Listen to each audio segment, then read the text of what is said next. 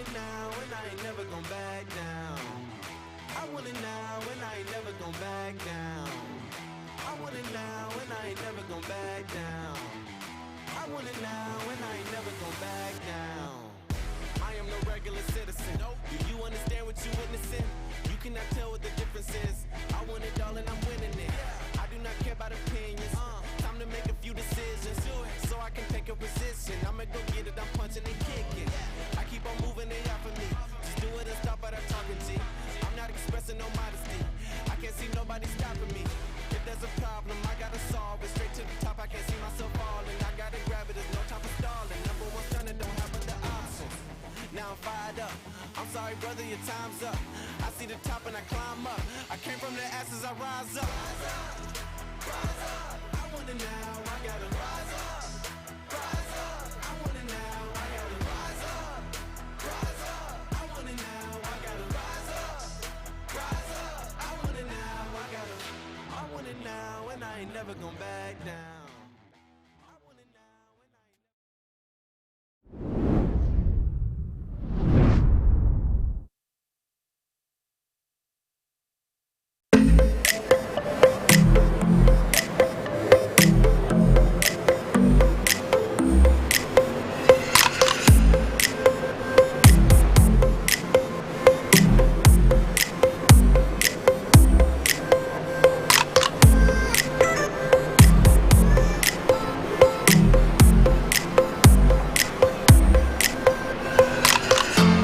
For many years, the Silver Crown has been known as one of the top cars for many big names to rise through the ranks. Drivers like Rutherford and many more competed in this respective car. Rich Folkler dominated in this respective car in the 1980s and won several USAC championships before his passing. This car was one of the first in iRacing's history to be on the service. And now today, the Major Series and its European Pro Split drivers are all set to go for the Rich Folkler Classic. Here on RaceSpot TV, the iRacing Esports Network. I'm Justin Prince. On some of the move today is Nolan Rempo, Samil Aurora with Hugo Weiss in the director's seat for today's action here at the virtual Lucas Oil Raceway. Two twin 100-lap races are on the docket today, and that is historical significance. This car was originally designed for 100-lap races on 1-mile circuits. Well, today, it fits that purpose here, Nolan. Absolutely it does, Justin, and we are expecting ourselves to be in a very, very good show today as qualifying gets underway. Of course, it is going to be two races, qualifying underway to set the grid for race number 1. Race number 2 will be decided by the results of that first race, with the top 10 being inverted. So, listen, we might have ourselves quite a bit of a shakeup here going into that second race. And of course, the charity represented today through qualifying to set the splits throughout the week is the American Foundation for Suicide Prevention. Whether you have a struggled person with suicide yourself, or you have lost a loved one, no, you're not alone. Hear the personal experiences from people from the local community whose lives have been impacted by suicide by going to afsp.org. Drivers are currently in the midst of qualifying today. 4 laps, solo qualifying, 10 minutes to determine the grid today in a car that many of these drivers may be driving for their first time, Samil.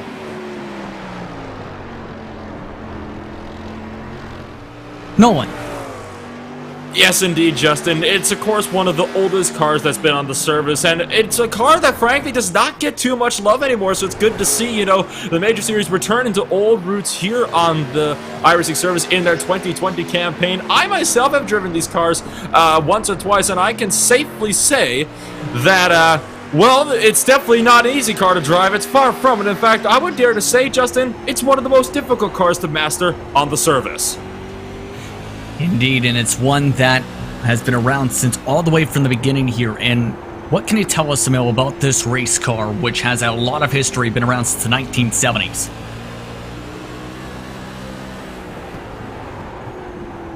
Nolan, your thoughts then? Well, I have to say, Justin, the way that the car can, you know, kind of manage itself, you really do have to be very, very cautious with how you handle things. Of course, you can't just mash a foot to the floor like you can in a late model. The back end will shoot around you. This car, it's got nearly 1,000 horsepower. I believe the number we're talking was 800 to be exact, so it is definitely not a beast to be trifled with. The man at the top of the board, by the way, is Ryan Mayer, who is having his quickest times of the week. In the 20 flats, Travis Henderson, Eric Mickey, Dallas Vataska, Thomas Peterson, your top 5. They're also top 5 much of the practice session. 31 total drivers have qualified for today's European Pro Split, by the way, with several Euro Championship competitors showing some good speed in preliminary qualifying in preparation for the week, Nolan. Yes, indeed. 31 drivers getting set to rumble, as is, of course, a number that's been very traditional. Of course, the last time we saw a number close to this was in the last race, the Belgian Grand Prix at the Circuit des Spa-Francorchamps over in Belgium. Of course, that is a very different monster compared to what we're seeing here today as we take a look now to Oliver Silva, who right now has not gotten in a lap yet and qualified, riding in that pink and yellow number 5. He's maybe looking to be getting a very good run here today. And Samil, this is a team that is very familiar, by the way. Three Crowns Racing, known for its open wheel competition. Samil, I believe we'll work on that issue. Nolan, of course, we've seen this team appear in the virtual Indianapolis 500 for this series back in the spring. Absolutely. It is, of course, one of those series that can kind of, try to balance things out when you kind of get down to it. And, of course, when you think about it, of course, the Silver Crowd themselves have had their run-ins with the Indy 500 as well, of course, before IndyCar and kart took over the scene as well. Absolutely. Putting a decent time up on the board this time. Still deep in the field. 3 drivers yet to qualify and put in a time. David H. Baker, Andrew Warren, who has not made it onto the track yet, and Riley Thompson, who is still watching along. Here's David H. Baker with Grizzly TFR Pro. Here's Samil. Yeah, absolutely. And this man has been on fire lately. He's a really potent driver, David H. Baker. We know what he can do when it comes to an oval race. It'll be fun to see how he handles things out. Of course, folks, 800 horsepower in the back of these cars. There is no traction control. The driver is the traction control in this case. You are the person who handles everything. And although it is a lot different from the Knoxville Nationals cars that we had a few weeks ago, this one is a proper beast, Justin. Indeed. And of course, Warren Nutt still in session for this race, so Baker towards the mid-pack and the top board now. Final lap of qualifying at 21.57. It takes a couple laps to build momentum, Nolan, as we've seen. It takes a couple seconds to build a momentum, absolutely, and then you got to remember the fact that these cars could just carry so much speed around this track. I mean, look at Ryan Mayer. He's at the top of the boards with the 20.008, just 0.008 of a second away from breaking into that 19-second range. Certainly not an easy feat to get into that 19-second range on a track like this.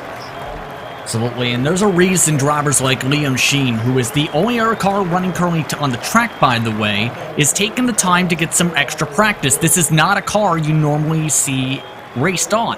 The participation levels, to be frank, are on the lower end of the spectrum, unfortunately, Samil, in recent years.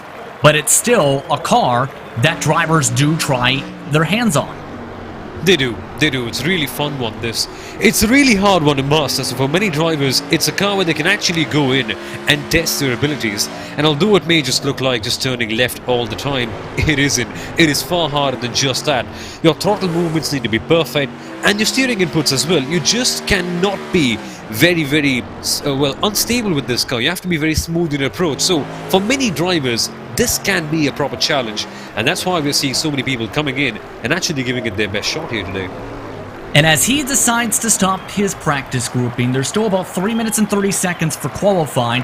Want to touch upon the standings entering today because the point standings are getting fairly tighter. Valverde has led the points for a good half of the season. Kirk Crum, though, is only 236 points back with some momentum. So does Joshua Wolf, who's 256 back. Ross Banfield, Eric Mickey.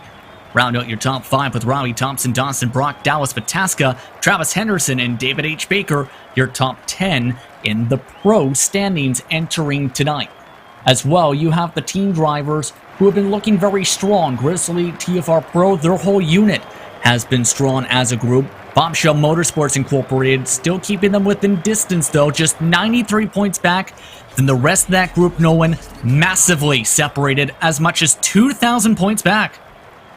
In fact, it's over 2,000 points just from second to third place alone, and another 300 from third to fourth. So it's safe to say that Grizzly TFR and Bombshell Motorsports have absolutely gapped the field in an almost unsurmountable margin.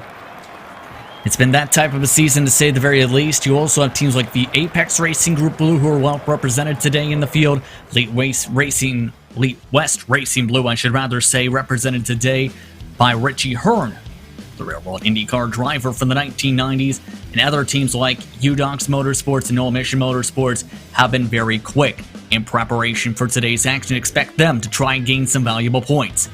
Still a few minutes, though, until racing gets underway. Riley Thompson has made his way onto the track for his qualifying session. He's up to 7th and has just wrapped his times up with a 21.77 in the number 56. So as the track is now quiet, that technically rounds out every single car that's put in a time submit. Now at this, what's the way you approach this type of race? 100 laps, both the races today, plus an invert for your top 10 for the second one. This is going to be a tricky one. This is a properly lengthy one for many drivers, as we see the qualifying results on our screen. For this one, you have to be patient. Sometimes you'll see a lot of cautions coming in and your momentum may be broken. But when you have a very, very long green flag stint, you can just end up being distracted by the smallest of things, and you can end up losing your concentration. And if you do that over here, Justin, your race is essentially over. That's the quickest time, by the way, put in by anybody in pre-qualifying or in any of the sessions today. That 20.008 at the top of the board for Ryan Mayer, Travis Henderson, Eric Mickey, Dallas Pataska, David Baker, Peterson, Thompson, Partridge, Ross Banfield, and Vrbowski. Your top 10 on the board, separated by 0.178 seconds. So Nolan, what do you plan to do if you're a driver in this race now, since it can be tough to pass in these cars today in much of this grid? Well, and that's the thing, Justin, is the fact that it's been hard to pass has been a massive, massive talking point over a lot of the teams today. And I think if I were one of these drivers, when you have to prepare, the key is going to be managing to try to keep it smooth. You got to make sure you set your passes up. That statement that you really have to set your passes up here in the short track racing applies no more heavily with the late models, but it applies especially, with cars like these, where it is almost impossible to pass, shall we say, cleanly. So it's going to be very, very entertaining to see what kind of a strategy these guys are going to be implementing to set those passes up and find their way through. One note, Joshua Wolf unable to race today with work coming into play, but the drivers ready to come play onto the racetrack.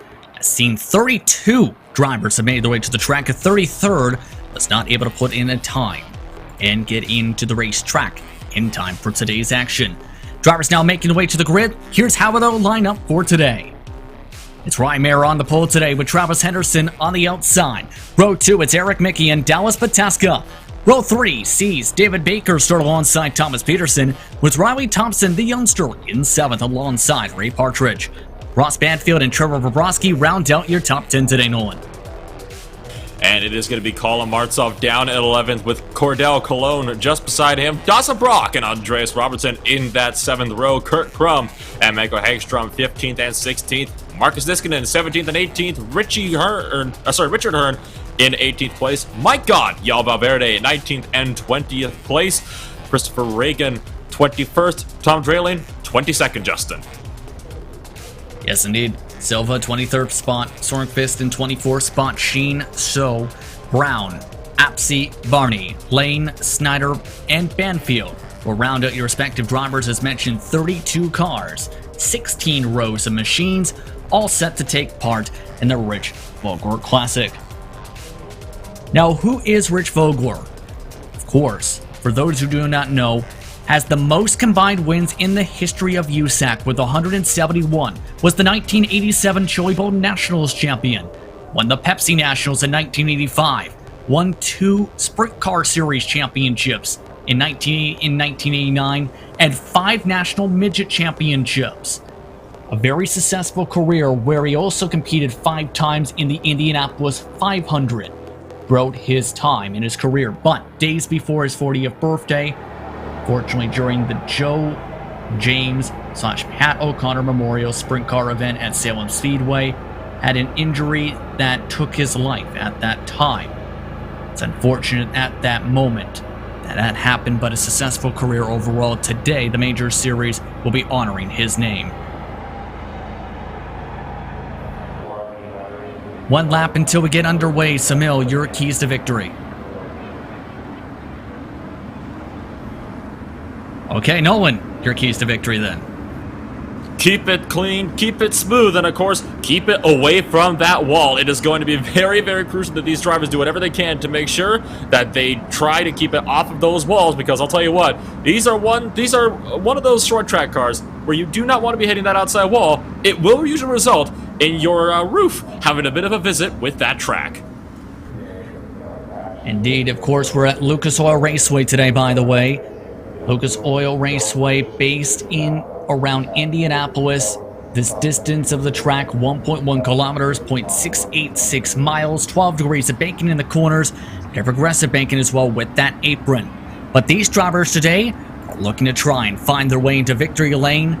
First half of the points on the cards now. As the pace car is off, we're underway for Silver Crown Racing from Lucas Oil.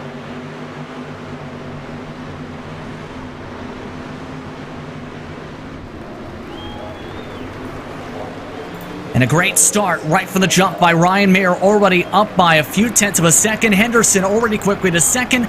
Dallas Pataska, though, trying to pounce for P3 Nolan.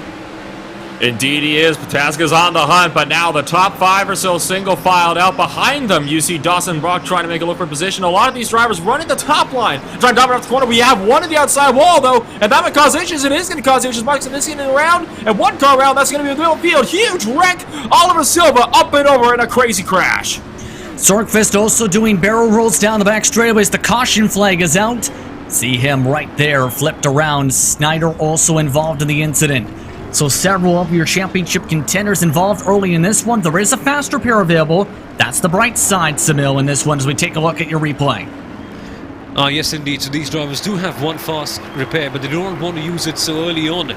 Take a look at this crash right here. Everything seems to be going very cleanly, but then of course things change. We can have a quick look at that a bit later on, but Justin, at the start as well, things can go so horribly wrong. Here comes the replay then. Oh my dearie me, these cars sure do love to flip, don't they? And when they flip, the damage is huge. That's all I can say. Significant damage there as Sornfist got the worst out of that one in that incident. Of course, it started with the 70 snapping around. Here's a look from that. And you're going to see, Justin, they were already bottlenecking up in front because they had one car that was up and into the outside wall, and that caused the whole field to really just bottleneck as they came down. It was Marcus Niskanen that was the car that got into the outside wall to really cause all this, just up the road from this one. And really, when you had cars behind, here we're going to take a look at the original incident. There you see one car getting spun around and just nowhere for anybody else to go. So at least 4 or 5 cars involved early on in this race in trouble, and we're already under caution, of course, on lap 4 of this race. Christopher Reagan did have to go around and get a lucky dog. That's the bright side if you're the fan of the number 31 car. So, a chance for drivers to reset. Caution laps do count, by the way. So this could play into how drivers may be able to balance out the tire wear, Samil, in this one. Yeah, absolutely, but this, they just have another chance to make sure that they can cool down their tires and use less of them. So this can essentially delay the pit stops in a way. But the tricky thing over here, Justin, is that the tires are under tremendous pressure all the time. So for this one, it's just a well-needed break for them. Of course, it's only 3 or 5 laps in, so for these guys, it's a bit of an early one. But eventually, tire management is going to be such a major key to winning this one. I'm sure there are going to be a lot more cautions along the way, but the drivers have to get used to that. By the way, live timing is available for this race at racespot.tv/timing2 today. Once again, at timing2 on the Racespot TV website today for timing and scoring. Still, at this moment early on in this race, just 2 cars, multiple laps down. Silva still getting a tow. Sorkvist has already taken the faster pair and is 3 laps down at this moment in this race. But Ryan Mayer, this isn't a surprise to see him up towards the front, Nolan, early on. He's been having a dominant stretch so far. He has been having a very dominant stretch indeed, and Ryan Mayer is one of those drivers that is very, very good when it comes to the oval scene. So, Mayer, of course, he got the pole, and he's running strong up front right now. He's, of course, led every single lap in the race. Not a terribly tricky feat at the moment, but we'll have to see how he'll be able to handle the pressure when we get back to the restart, as we're now 1 lap to green. Lights are out on the Ford Mustang iRacing pace car. Once again, 1 to go signal this time. The biggest movers so far, who moved to the top 10, by the way, for Brodsky, Brock, Partridge. At the end of the top 10, the rest of the positions exactly how they started. Mayer, Henderson, Mickey, Pataska, Baker, Peterson, Thompson. 1 through 7 for this start. Off the track goes the pace car once again, as we're all set to get going. The driver who dominated in the dirt and Ryan Mayer for Bombshell Racing Team, all set to get us back on our way. He's on the loud pedal. Off we go then, the green flag's in the air. It's all nice and clean, Justin. A very nice clean start indeed. Already a lot of shuffling though in that mid-pack already. The top 4 already single file, but right about here, it's absolute craziness. They are trying different lines here. Some all the way towards the wall, others towards the middle line here.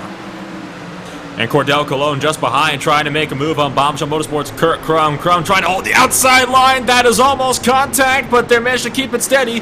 Crum still trying to fight the outside lane. He's going to clear off of turn number 2. One car darts to the inside. One car getting turned. That's Cordell Cologne trying to save it, and he does save it just behind them. That was in the 51 machine who held on to it as he nearly comes up once again to another car. That's one of the elite machines. That was, I believe, Mike Gott he nearly came up towards, as well as Colin Martzoff. We're trying to stay up towards the top, so very adventurous start if you're a fan of Cordell Cologne in this one. But this is to be expected with this type of track, Samil, because there are different lines you can work with. Yes, some like to run with the middle line, some like to run against the wall, but the top line's advantage is it carries more momentum on the straightaways. It really does, but you also have the risk of hitting the wall in the end, and that can end your race in a matter of seconds. It's a case of risk versus reward, and just look at Cordell Cologne fighting it out over there. This man right here loves to take risks. But take a look at this, Justin. Dallas Pataska, one of the main championship contenders, in the middle of it all. He's going side by side now. To the inside he goes, and Pataska keeps speed number 3. But this battle is going to keep on going for a long time, because Eric Mickey will not let go. Yes, indeed. Good pass by Pataska, and the caution flag at the back of the field. Back under yellow, and it's Barney involved and a couple others. And it started this time with Michael Hagstrom, and he just ran a bit too deep into the corner, Justin, trying to keep it up by the wall. Glanced into that one, and well, just the first yellow, spun back down in front of the field, collected Jacques Shaw, who collected Brian Barney. Still live action, by the way, as Hagstrom's car absolutely demolished. And we'll try and see if we can get a look at that one. That suspension absolutely total. Definitely going to have to use the fast repair, and has already lost a lap nearly just about, potentially here. And the reason all the cars are slowing down here, Samil, by the way, is they have to let him go. Oh, as hard as he's trying, and there he goes. he tried a lot. He tried very hard to keep that car on the track, but just look at him go sideways. For Michael Hagstrom, just pushed a bit too hard, as we can see on the replay. Hit the wall, and bang, your suspension is gone. Gets dragged in as well, by the way, and flips another car too. So for Hagstrom, it was not a solitary incident. He just tagged another car too. And the funny part, Justin, these cars, they don't have any traction control, and the suspensions are as fragile as you can expect them to be. So when they hit the wall, you can kind of see Michael Hagstrom do that thing. They just have to drive them sideways, and it's a bloody tough ask, this one. And this is going to hurt, by the way, that broken suspension, that spin for the drivers who need to get damage repair in a fast repair, Nolan. Barney couldn't pit.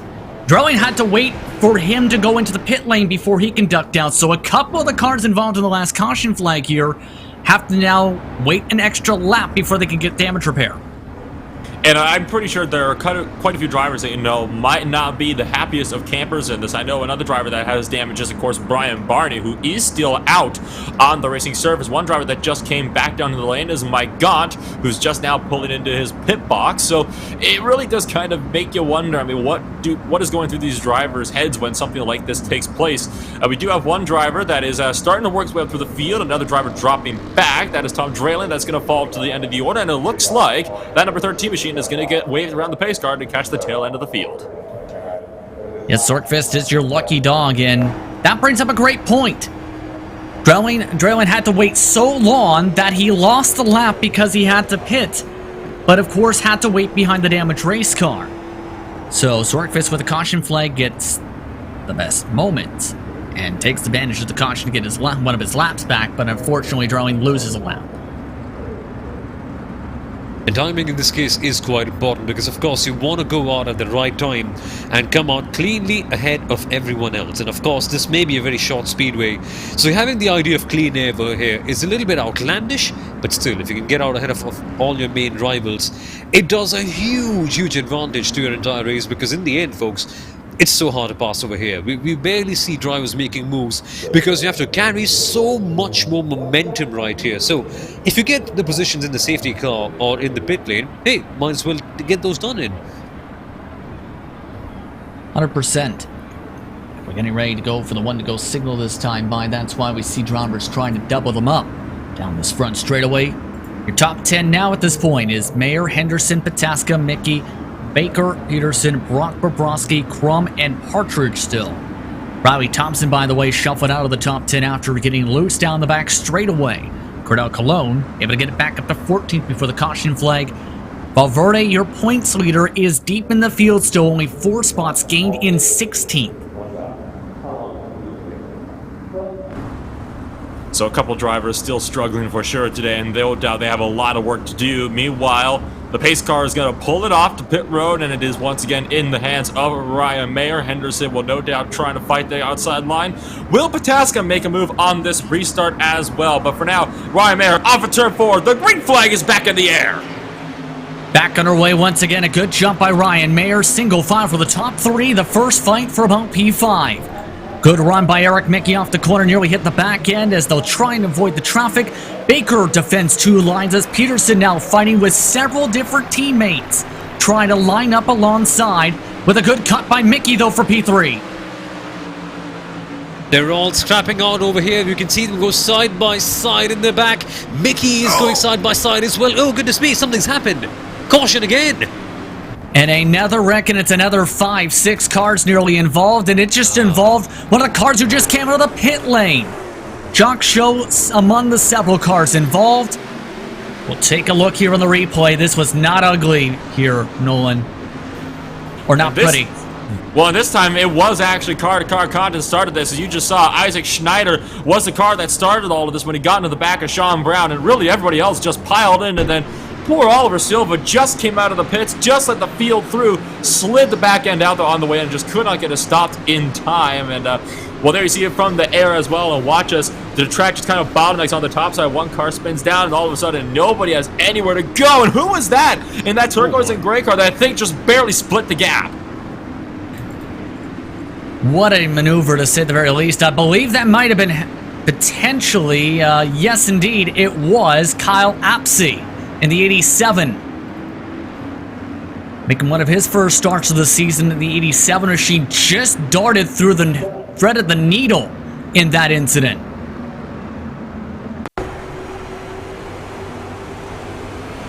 And here's the look on board. Take a listen.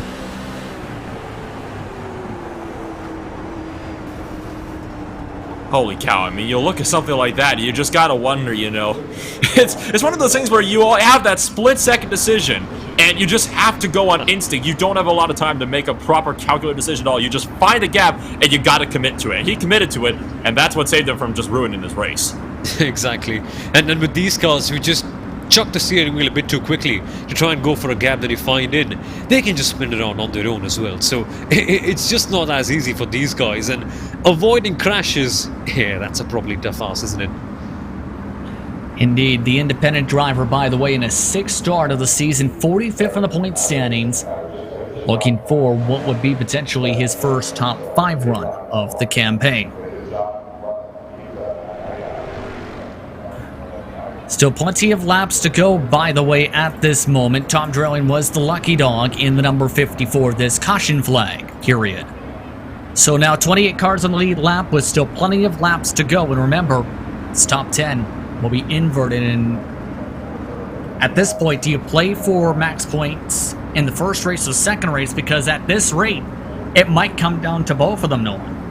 Well, you got to remember as well, Justin, the fact that they don't award double points for any of these races. They award half points. So half the points are given out at the end of the first race, the other half at the end of the second one. So you're not going to get full points for a race, but you're only going to get half of them.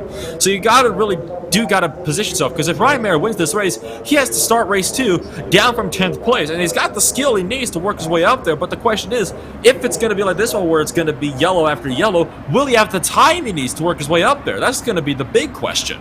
And of course, remember Ryan, with pro experience in the dirt level, we've seen him absolutely torch the field when we went dirt racing back in the summertime. It almost seems like, again, because of the way this car is structured with the one-to-go signal this time by, it fits his driving style perfectly, and that in part is why he's so quick. Exactly. For some drivers, it just fits in with their approach of trying to be a bit more smooth and just having that sort of control aggression in their approach. So some drivers love oval racing more than the others. That's why we see some of them really excelling and thriving at these ovals, when otherwise they tend to struggle a little bit at the road courses. But yet again, Justin, I guess it's time to go for yet another green flag run. Pace car is off once again. 75 laps to go this time by. Mayer's led every single lap so far. Travis Henderson has been P2 every lap as well. Off and away we go. We're back and away.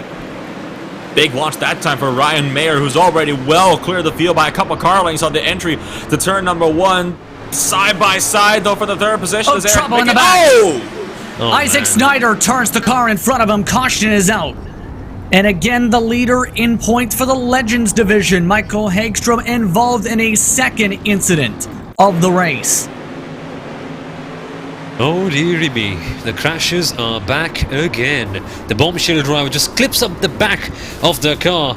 Oh man, I guess the line was a bit too shallow in that case. He just tried to go on straight ahead. Didn't really work in the end, did it? Over the radio, by the way, the mention was apparently not clear, so I think there was also the chance, if we could get a look, that Hagstrom came across the nose of Snyder right there. It's a bit of a tricky thing, because you got to remember as well, from that spotter stand, it can be a bit difficult to determine that. So I guess the spotter must have called him clear when he was. I mean, it's not unheard of. It has happened before. It's one of those spotter errors. But you got to put, at the end of the day, if you're not clear, you're not clear. And I would like to give out a shout out to poor Oliver Silva on that pink and yellow number 5, because he's just getting caught up in everything today. I mean, this is the third caution he's been caught up in this race, and in every one of them, not of his own fault. Yeah, I'm shocked. Remember, Silva was really good when we seen him in the open wheel races back in the springtime. It's just not been his day. Yeah. It's just not. It just hasn't. It reminds me a lot of Carlos Sainz in the Formula 1 race that we had earlier today. He's just been bad luck Brian today. That's all you can say. Indeed. Still 72 laps to go as you look at Dallas Pataska, of course. VRS, with the sponsorship deal with that team recently, as talked about a month ago on the various networks, reached an agreement with the virtual and real world racing team, where all their drivers will be using VRS direct drive equipment. As well, in turn, VRS's direct drive equipment will be used in their real world displays at various racetracks across the United States. So win-win for them, for satellite racing. Most of the types of deals you always try to look for on the business side is, of course, those win-win deals, and good on satellite racing for, finding one of those deals. Of course, this could be very, very beneficial to that team, and, well, frankly, I think it's safe to say that both them and us, we're looking forward to see, what kind of a deal or what kind of benefits are going to be coming out for that team, and hopefully they'll be able to thrive from it. And of course, drivers like Christian Schauder have made recent starts with that organization, some special events that were held with some of the new brand cars, as well as Dallas Pataska's worked with Schauder for many years, and of course, Pataska, an oval specialist, Sunil. No, Dallas Pataska is a beast on the ovals. He's just superb in the way he works around. Now, sadly, in the feature race at the Knoxville Nationals, he only could finish in P number 21, but Pataska still well and truly in the fight for everything. And the best part is, Justin, he's not just superb on the ovals. In fact, in the qualifying for the Belgian GP the last time on, Pataska was on pole. Again, he ended up finishing in P number 3. So this guy right here embodies the major series. He's got variety, and he can excel, and he can be a maverick, be it in any type of race, be it this one, the Silver Crown, or the Belgian GP, or the Knoxville Nationals. Say what you want, put him in any car, and he'll be quick. Indeed, as the one-to-go signal this time by, once again to reset, it's Mayer, Henderson, Pataska, Mickey, Dawson Brock is already up to 5th quietly in all of this. Bobrovsky, Baker, Peterson, Partridge, and Thompson, your top 10. I'm curious now what Dawson Brock has because he's quietly moved up from 13th in all this craziness with how he's taken these starts. Here we go again. Green flag up in hand. And we're back on our way. Another good launch for Mayer. He's already up to that top line on the entrance of the corner. This time, though, 2nd, 3rd, 4th, 5th, not getting single filed out like we've been seeing previously. They're getting close, but so far, still green. No contact being made yet throughout the orders. So, as of right now, things are looking clean and green all over the track. Mickey, though, this time makes contact. Him and the Tesca go flying. Man. Caution is out again as Partridge involved. Wait, has it been the 5th time already that we've got a caution? It's just getting out of hand. And you kind of expected that because Mickey was just going wide and he was battling so well. And eventually, just to highlight, does not work. 2 into 1 in the same corner, Justin. And just the deftest of steering movements and everything goes in the bin. Man, I'm really getting tired of these cautions right now. It's just been a bit too stop-start. Pretty much like the Yas Marina Circuit's 3rd sector. Unreal, as I believe Valverde actually had to pull a toe on that, potentially. Oh my goodness. Wow. By the way, Dawson Brock from that is P3 now.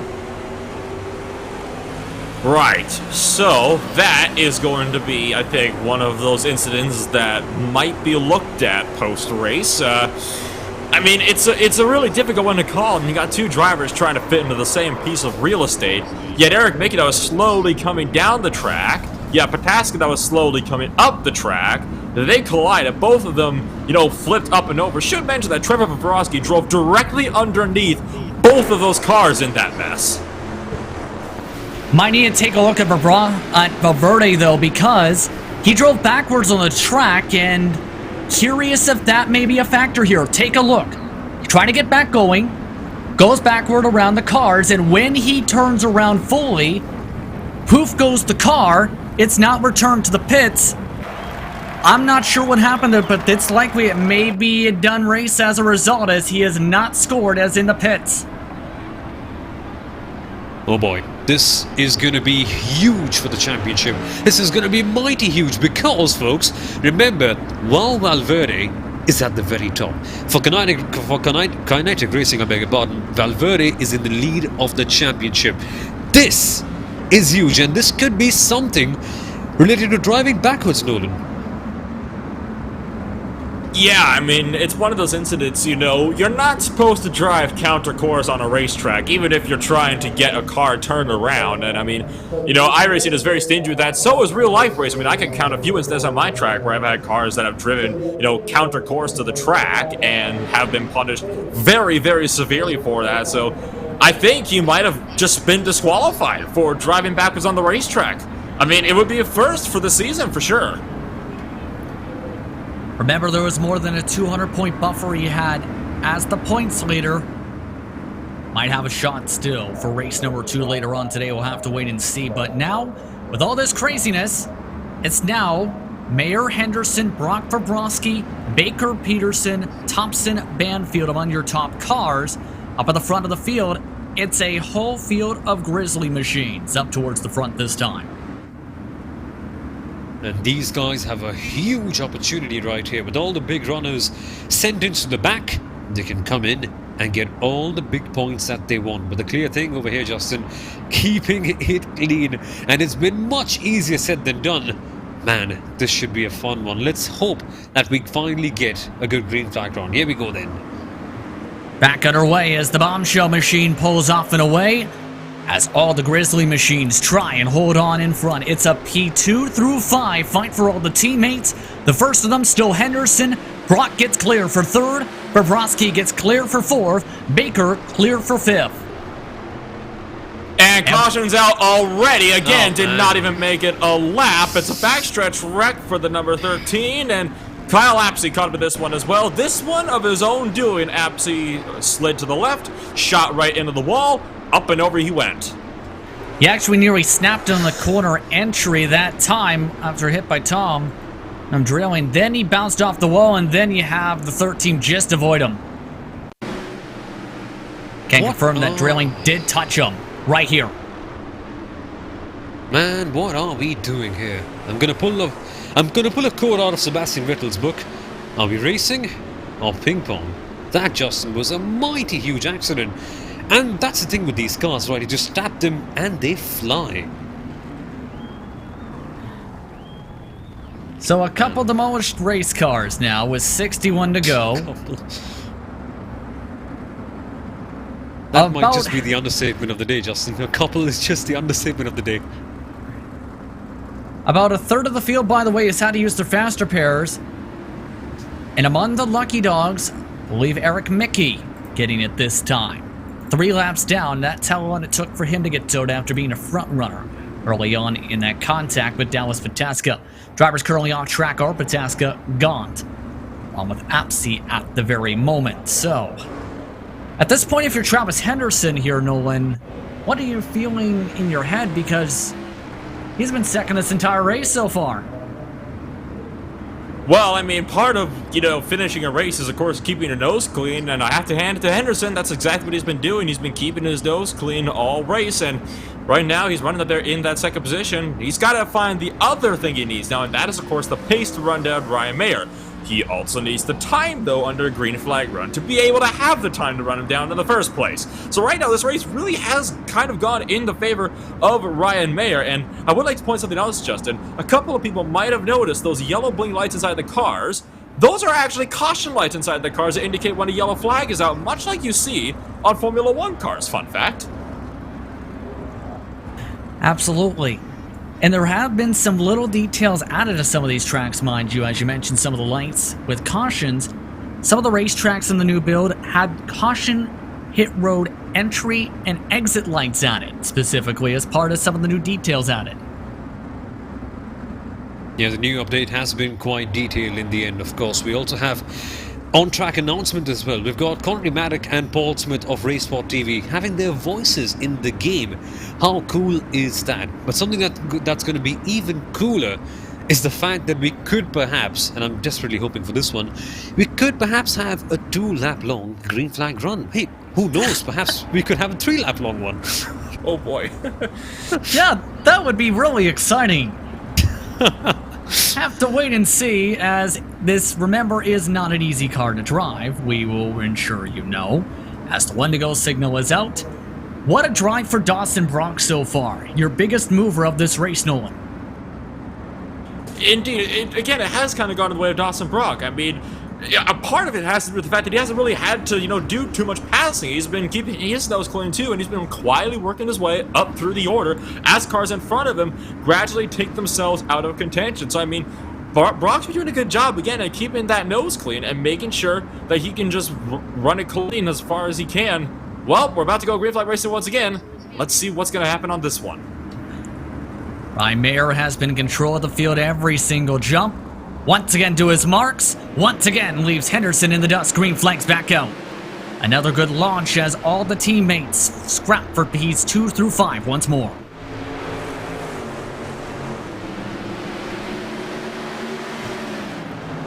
Already the front of the field single filing out. I believe one car nearly scraped the wall in the back of the field already as it's double wide just outside the top 10.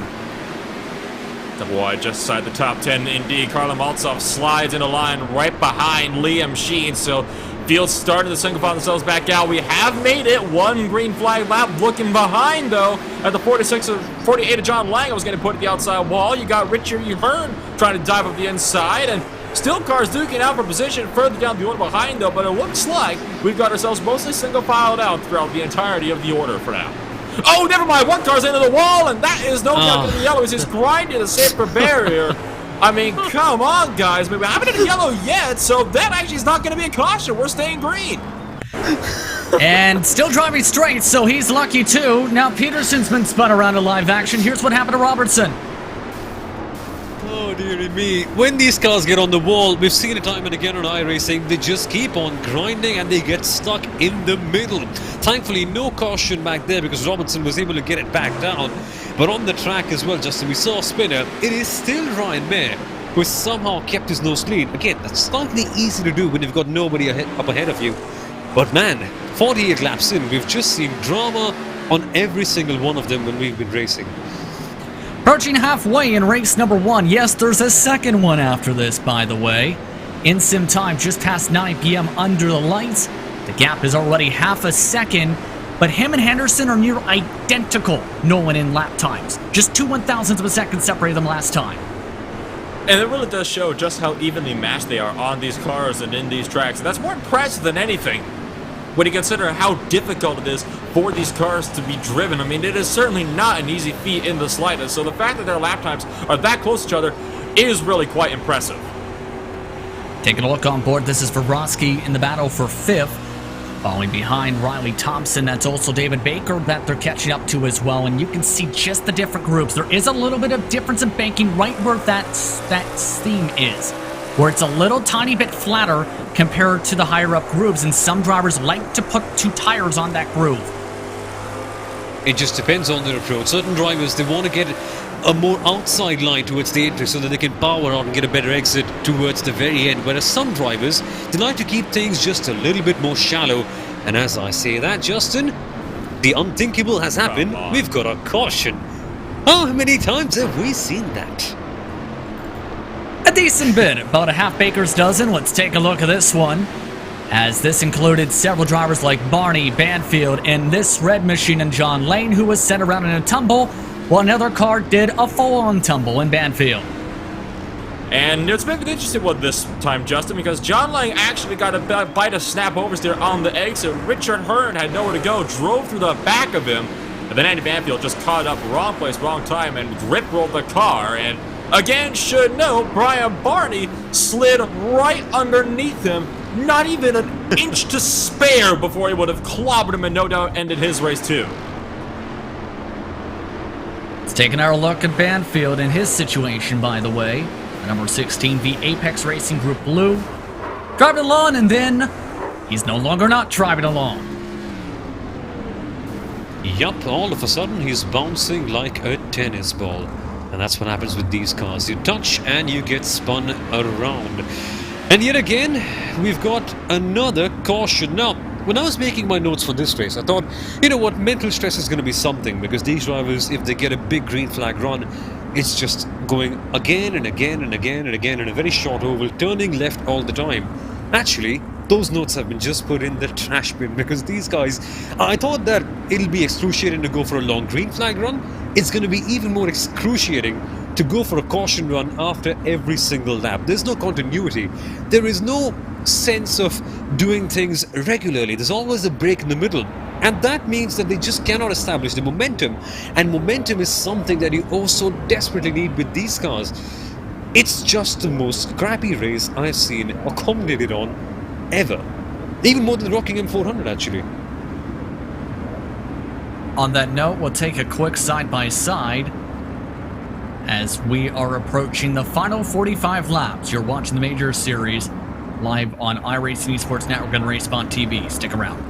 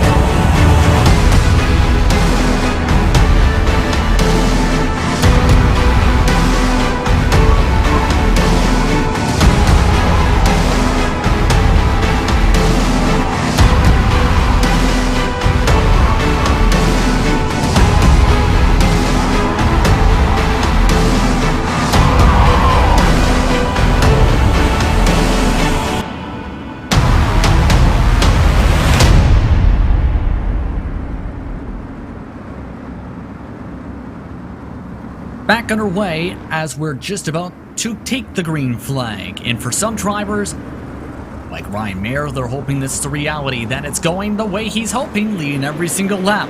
For others, it's been a nightmare as the green flag's back out. We're back underway.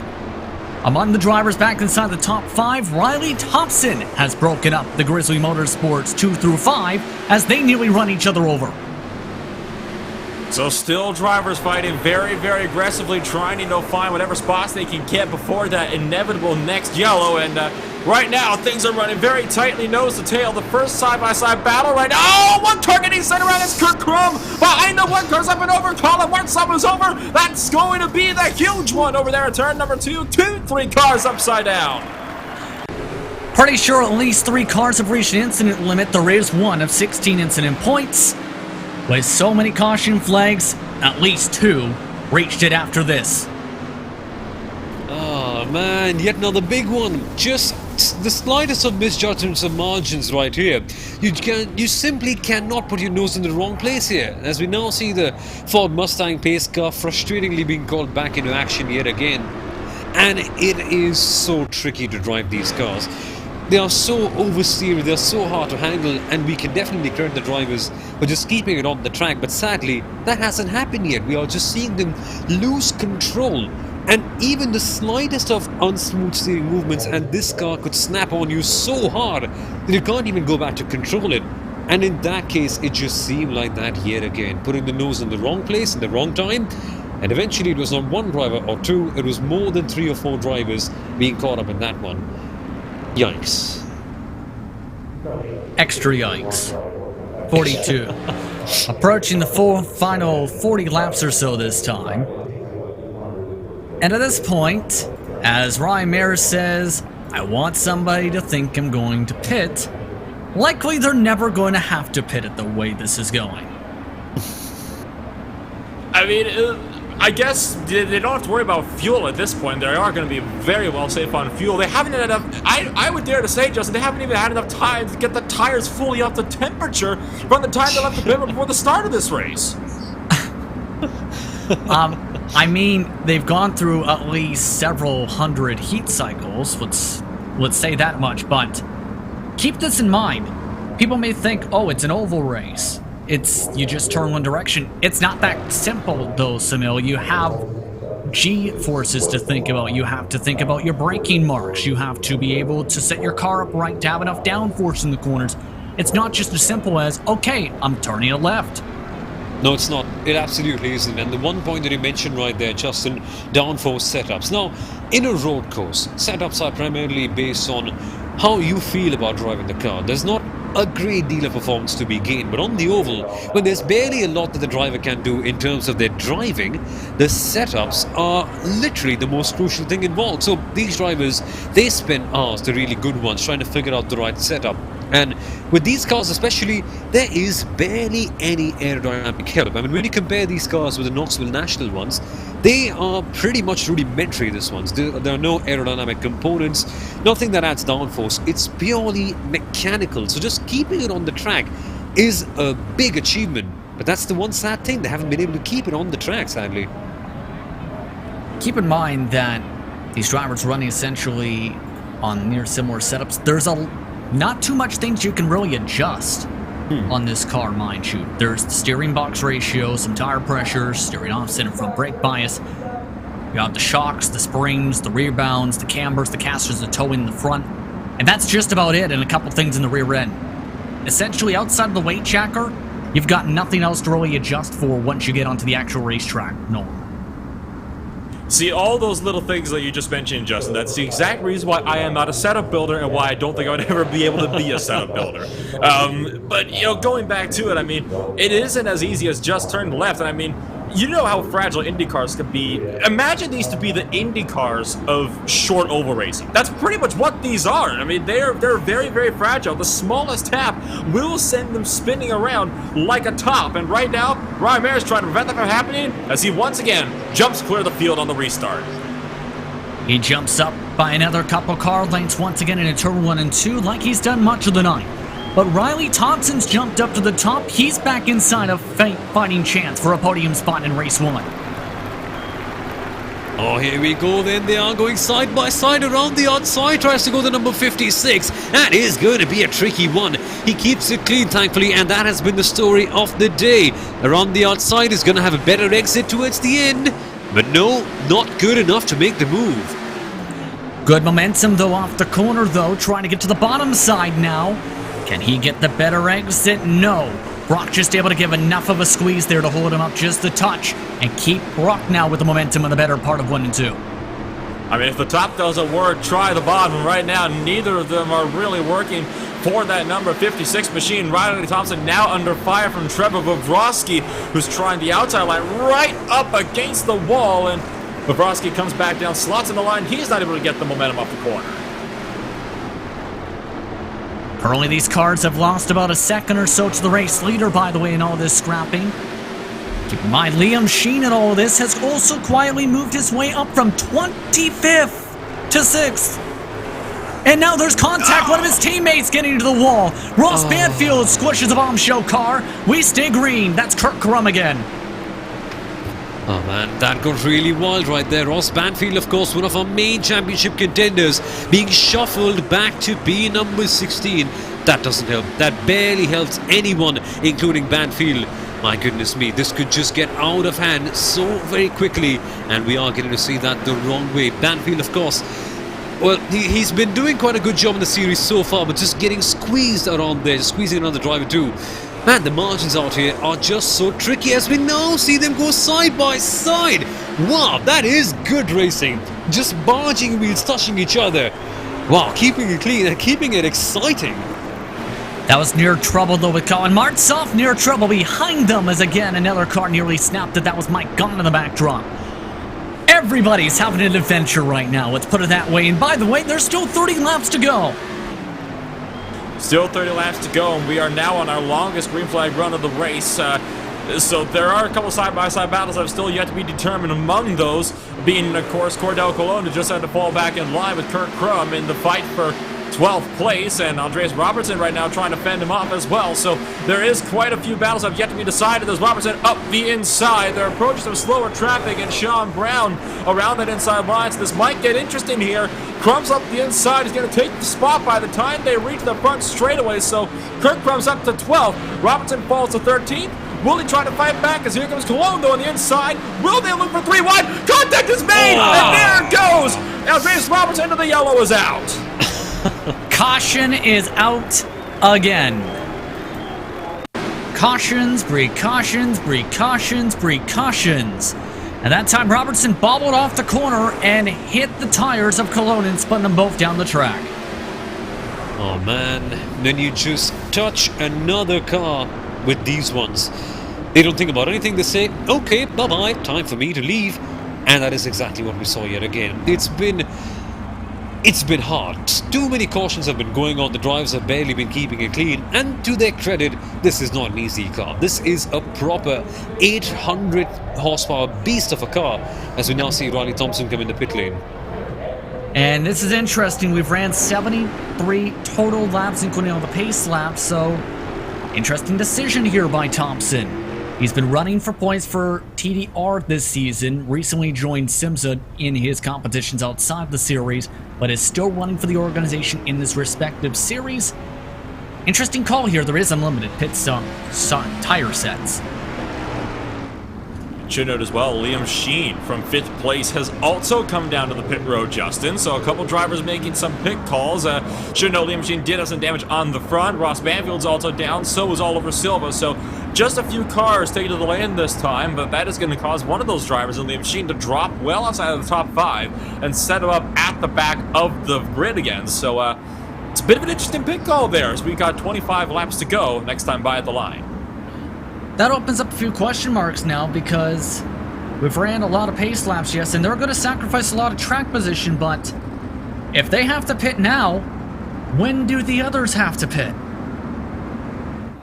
That's a tricky question. That really is a tricky question. You want your car to be as light as possible so that you can actually go in and use everything. But not in this one exactly, because of course, in ovals, in circuits like this one, you want the pendulum effect. You want lower center of gravity. So sometimes that extra weight can help you gain that momentum through to the corners. So for these guys, yeah, it's going to be a tricky decision to see how it goes on. But eventually, all the momentum aside, all the fuel aside, they just have to make sure that the caution does not come in. And essentially, whatever happens, they are going to get a free pit stop, because there's going to be no stopping on the green flag, that's for sure. Keep in mind that if you normally fuel up the car, and this is something just confirmed on my end, is You can make enough fuel 100 laps. There is enough in the tank. Remember, they're designed to run 100 laps, 100 miles, these cars. But, remember, these drivers have the ability, Nolan, to set up their own cars, and one of the options is setting the amount of fuel. If they underfueled the car for that exact weight Samil mentioned, and they've ran so many pace laps, that even with that, they're still going to be low on fuel, that's going to be a problem. Underfueling is definitely not something you want to do. It is exactly enough to just completely cripple a race. So I would hope that not a lot of these drivers did underfuel their cars, and, you know, a lot of them have managed to get the right number of fuel into these cars. Like you said, 100 miles, 100 laps, that's what these cars are made to do. Another explanation, Justin, could be maybe a bit of damage repair. There could be a bit of damage on those cars that maybe they've already used their quick repairs and they had to get them fixed because it was compromised the performance of their car. Whatever the case, it's been a decision that's been made. They're going to have to live with it now as we get set to back green flag racing in the final quarter of heat number 1. 23 to go. Mayer off and away once again. He's led every single lap so far tonight. One thing to note, Dallas Pataska done for the night. He has now left the racetrack after he DNF'd in race 1. The single file cars are now all single file in the top 6, just about. Well, except for here. And there comes another yellow. And I believe it may have been Partridge this time. Yes, Ray Partridge. And it wasn't just Ray Partridge, actually, Justin. There were a couple of cars that actually got sideways up in front of him. It started with Michael Hagstrom, believe it or not. Yes, and Hagstrom actually DQ'd out of this race after he spun around and Partridge loops it around trying to avoid Hagstrom. Eric Mickey also hit him, and Silva, again, is around the vicinity, unfortunate for his race, around a caution flag. He just has not been able to buy a lottery ticket, let alone some luck tonight. Well, if Silva actually is going to be driving right now, I'm pretty sure that he's broken a few pieces of furniture at his home. Because every time the caution comes out, he must be thinking, why always me? Because in almost so many incidents that I can think of, Silva has been taken out, unfortunately. And well, what more can this guy do? I mean, he's swerving left, he's swerving right all the time. He just gets caught up every single time. Perhaps he's got a caution magnet in his car, who knows? By the way, one person on our YouTube feed, I'm not sure if this is an actual driver or someone joking around, is apparently when one of the cars who flipped, they fell out of their chair. That's how crazy this has gone. People are falling out of their chairs when they're getting in these wrecks. Well, I mean, then comes the next question, Justin. Was he wearing a VR headset? Because we did see that at the Rockingham 400. There were a couple drivers that took rolls while wearing those headsets, and we actually had to send out a word of thought because we were quite concerned for their physical health after barrel rolling the entire way down the straightaway. That's still very vivid in my mind, so I hope it's not a similar situation here right now. Colin Martzoff, by the way, Lucky Dog is now 2 laps down, and one thing that I should note, I drive with VR personally on the service. I've never fallen into my chair in an incident that I know of. I have, however, had steering equipment fall out of my lap and onto the floor before the said races. 19 to go, by the way, in race points. We'll talk about realism. Equipment failures can happen.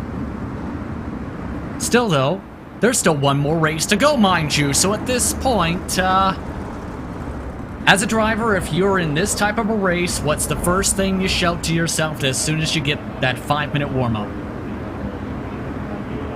Well, I mean, if you get to the 5-minute warm-up, you're going to have to really start considering, you know, how are you going to handle this race differently? Because obviously, you know, planning for the long game might not be the good strategy. One thing I'd also like to point out, Justin, there is a time limit on these 100-lap races as well, and I've just noticed this. It's a 1-hour time limit. We're getting awfully close to that 10-minute to-go range. Yeah, we are about that mark nearly. I don't think it's going to be a factor with how many laps are to go. That's the bright side, but if there's a caution on every single restart from here on out, probably within a lap or two, it becomes a factor, absolutely, because the pace laps, when you calculate the time, give or take, they're about 3 to 4 minutes per caution as we get the one to go this time to end this one. Reset, it's Ryan Mayer, Travis Henderson, Trevor Bobrovsky, Dawson Brock, Marcus Niskanen in your top 5. Baker, Christopher Reagan somehow in 7th. Peterson, Tom Drelling somehow in 9th. And Cordell Cologne rounding out your top 10. That's how crazy it's been with the attrition in the mid-pack as we get ready to go back racing this time. Ryan Mayer looking for yet another victory in this series. He dominated in the Knoxville Nationals back in the summer. He's been dominant so far in the Silver Crown. Off and away we go, 16 to go. 16 to go, and not a lot of time for these drivers to make something work, both literally and figuratively, as we might be on the clock and we get another very early yellow in this one. But for now, things will look at clean and green, a couple of tight squeezes, but for now, everything is looking safe and sound. Question is for how long this time, as Peterson in the No Emission Motorsports machine looking to build up some momentum to try and make a pass. Remember, he was up in the top 5 in the practice charts before tonight. And Peterson going very high towards the exit. It could be a risky strategy. Now he keeps it a bit more shallow, so realizes the dangers. And he is going for a slightly inner line. You can see him closing in just a little bit. The backfires from the car, and he's gaining time, Peterson, now. He is gaining up time. Oh, caution. Oh, man. Oh, man. Well, that was coming, and that just knocked out a couple more cars. They were up to 4 wide, no one in this group. And eventually it boiled over just when it got to nearly back single file. They went 4 wide in turns 3 and 4 for a split second, and there you see just the smallest of touches between, I think that was Ross Banfield and John Lang to send that 48 car out. Not a big wreck this time, barely any damage put on the cars, but that did start all the way back in turn number 3 when they actually did almost go 4 wide in the middle of the corner, which is definitely not something that these drivers might have been too pleased to see, all things considered today. So now time is definitely a factor in this race, let's put it that way, but should note Sean Brown reached the incident limit under that caution flag period in the 920 machine. These drivers who do reach the incident point should be able to reach said race for next event. So this is going to still be an intriguing one. Now the curious thing will be, I think, if this continues the way I think it's going to go here, Samil, how does Ryan get through the traffic since he'll have to start towards the back as we have 9 minutes to go in race 1, and he'll likely, if this sticks, have to start P10 in race 2. Close your eyes and hope for the best. I cannot say anything else, because even avoiding trouble in this car is so hard. I mean, just ask Silver about this. You can't check the car in, you can't have heavy steering movements like you could on an Indy car. So even if you turn your car very quickly to avoid some sort of damage, your car spins, you crash, eventually your tires are damaged, they have as many flat spots as the surface of the moon, and eventually your race could be done. So for Ryan Mayer, I don't know, perhaps is winning really a blessing? Or is it a curse in disguise, because now he has to start in P number 10, which is properly in the thick of the midfield. Now he does get a lot of points with that, but hey, that's going to be a tricky race too. Yep, but with it still being yes heads half points, Nolan, this is good for them in the team championship since he came into the series in the second half of the season. It certainly is. I mean, he came into the second half of the season, so might not be able to contend for the Drivers' Championship, but he is going to help them significantly in that Teams' Championship. And I think that might be why they're happy to still see him up front nonetheless, because he is going to help them in that very, very tight battle with Grizzly TFR to, you know, try to get those few very, very precious points that could be a deciding factor in that Teams' Championship of the 2020 campaign. Expecting the one to go signal the upcoming time by about 8 laps to go when we get back to racing.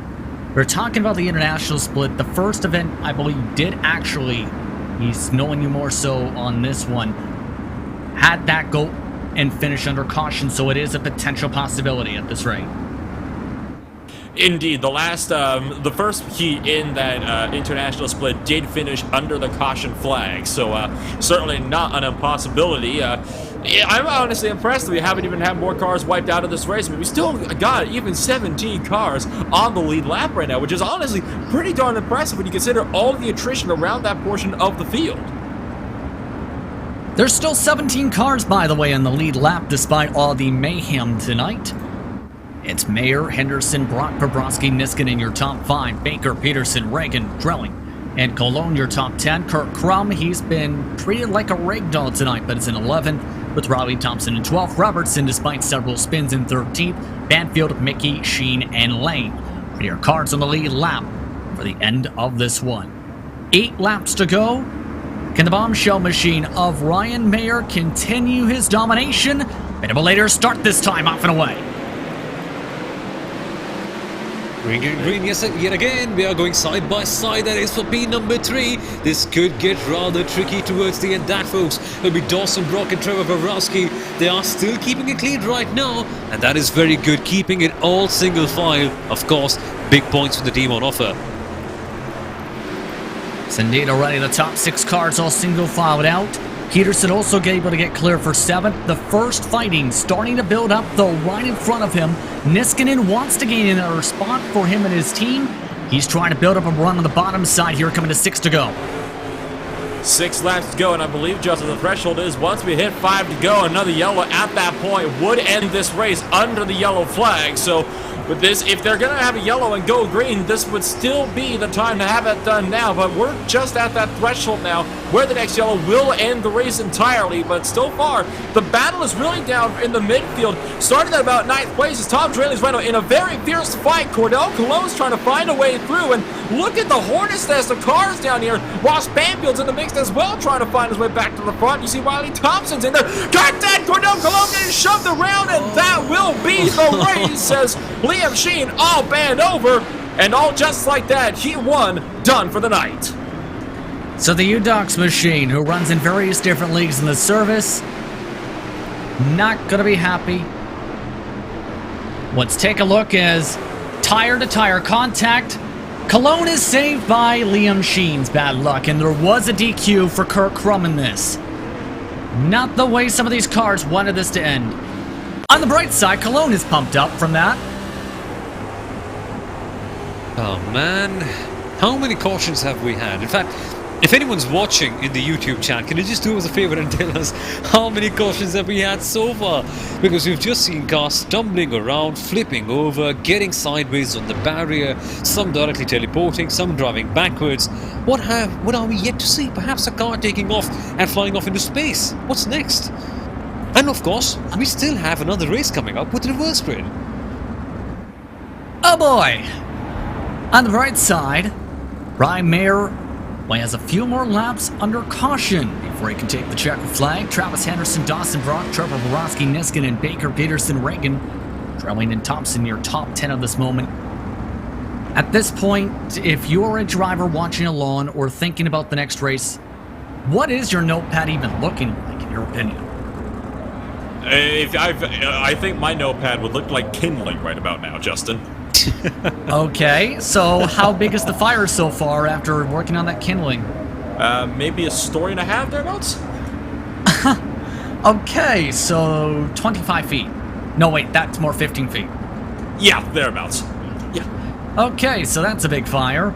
Okay, Samil, how's your kindling going? Ah, well, what can I say? It's just a blank sheet of paper. I'm just wondering about, hey, what's going to happen next? Bizarre. Can't say much. I'm going to be honest.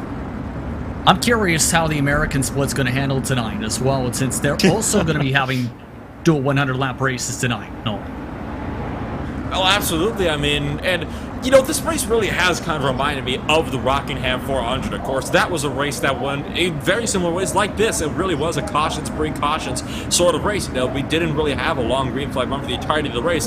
In fact, it ended about 30 laps short, finishing on time. Now, thankfully, this one is finishing on a lap counter, as we are now on that final lap now, but in many ways, this really does remind me of that race early in the start of the season when, actually, well, both the Americans and the European split, they both finished on time in that race. So it's shown that the American split, they really aren't that different when it comes to the European split in racing from what I've seen for the course of the season. So they might be in for a ride of their own. Final set of corners under the pace car. It's been one of massive attrition, to say the very least, but one man led every single lap to start today's action. The first 100-lap race goes to Ryan Mayer. He takes the checkered flag in the 015. Henderson finishes in second. Brock, Fabrowski, Niskanen, Baker, Peterson, Reagan, Drelling, and Thompson. Your top 10 for race 1. All those drivers will be inverted in the next few moments for the next race on the calendar. Overall, an interesting one. Let's put it that way, guys.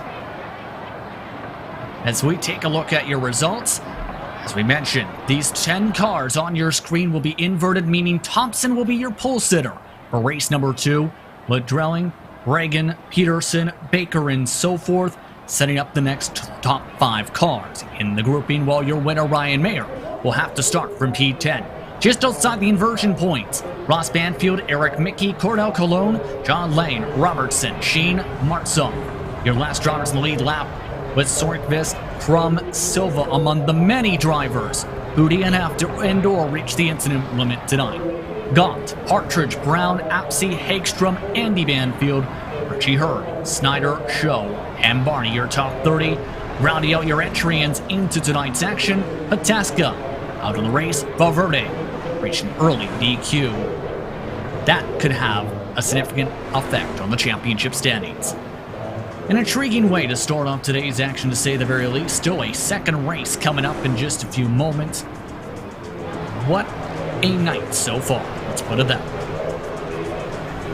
I think that is a bit of an understatement in the terms of what a night, Justin. I mean, this really has been a very crazy race, to say that, for the first one, in more ways than one. And, well, we still do have 100 laps to go. This really is, I guess, the halfway point of the event tonight.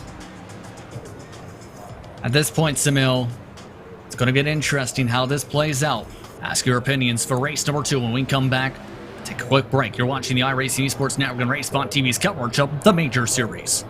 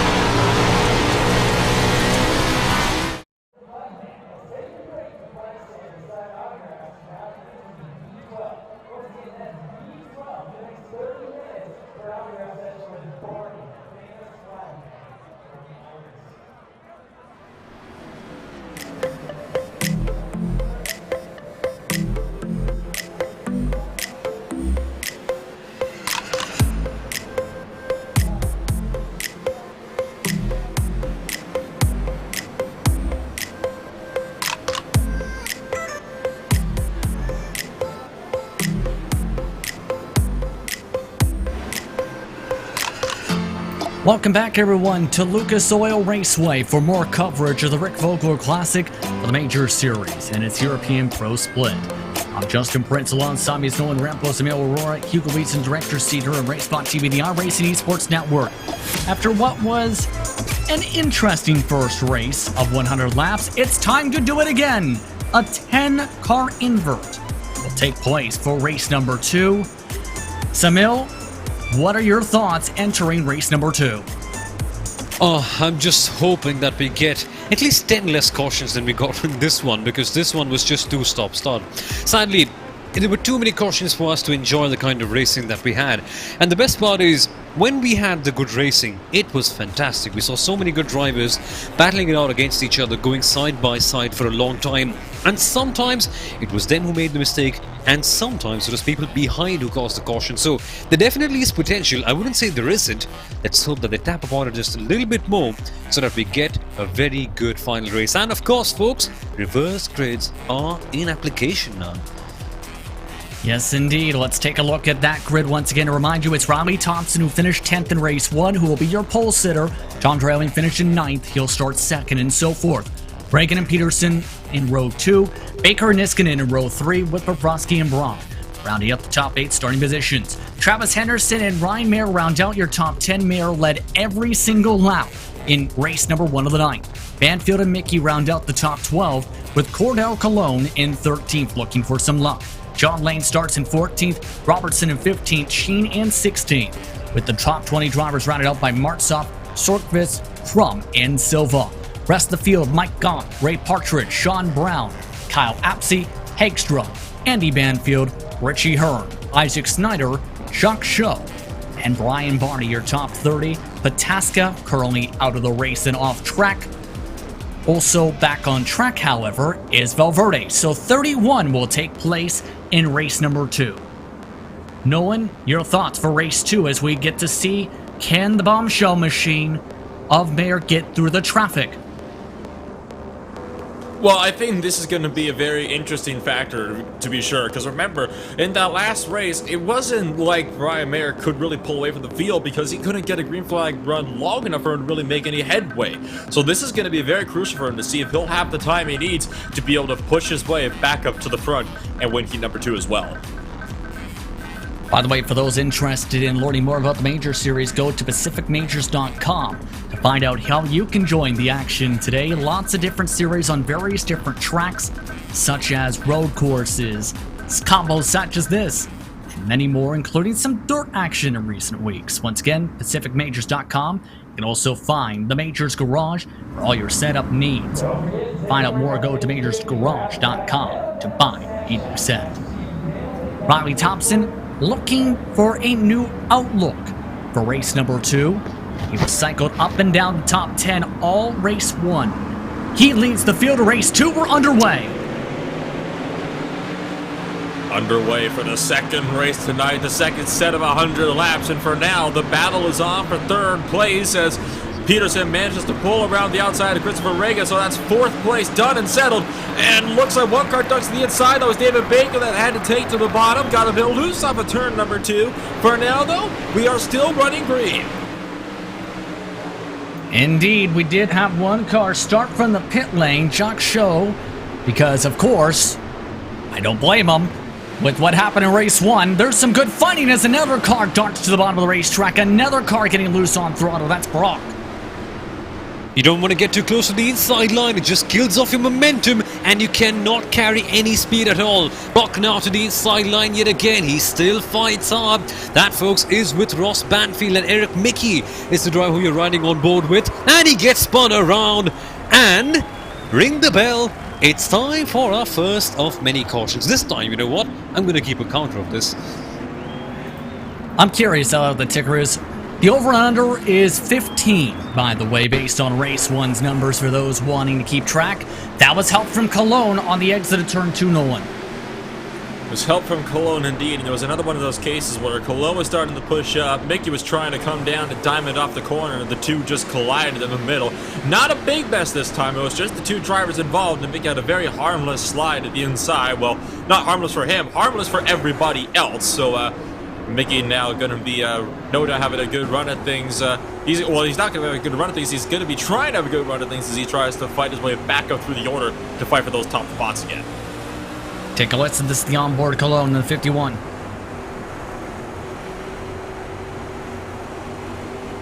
It's all clean at this stage, and then just the lightest of taps, and every single car in the back, you can see, gets spun around. And you know, that's a bit of a tricky thing with this car. It's not as bulletproof as a TCR car would be. Obviously, they're designed for different purposes.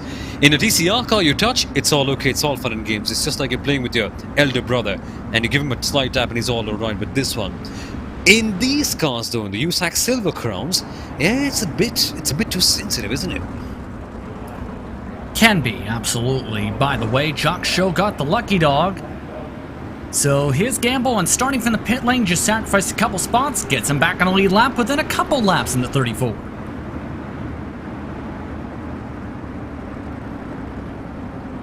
Now the curious... Go ahead, Nolan.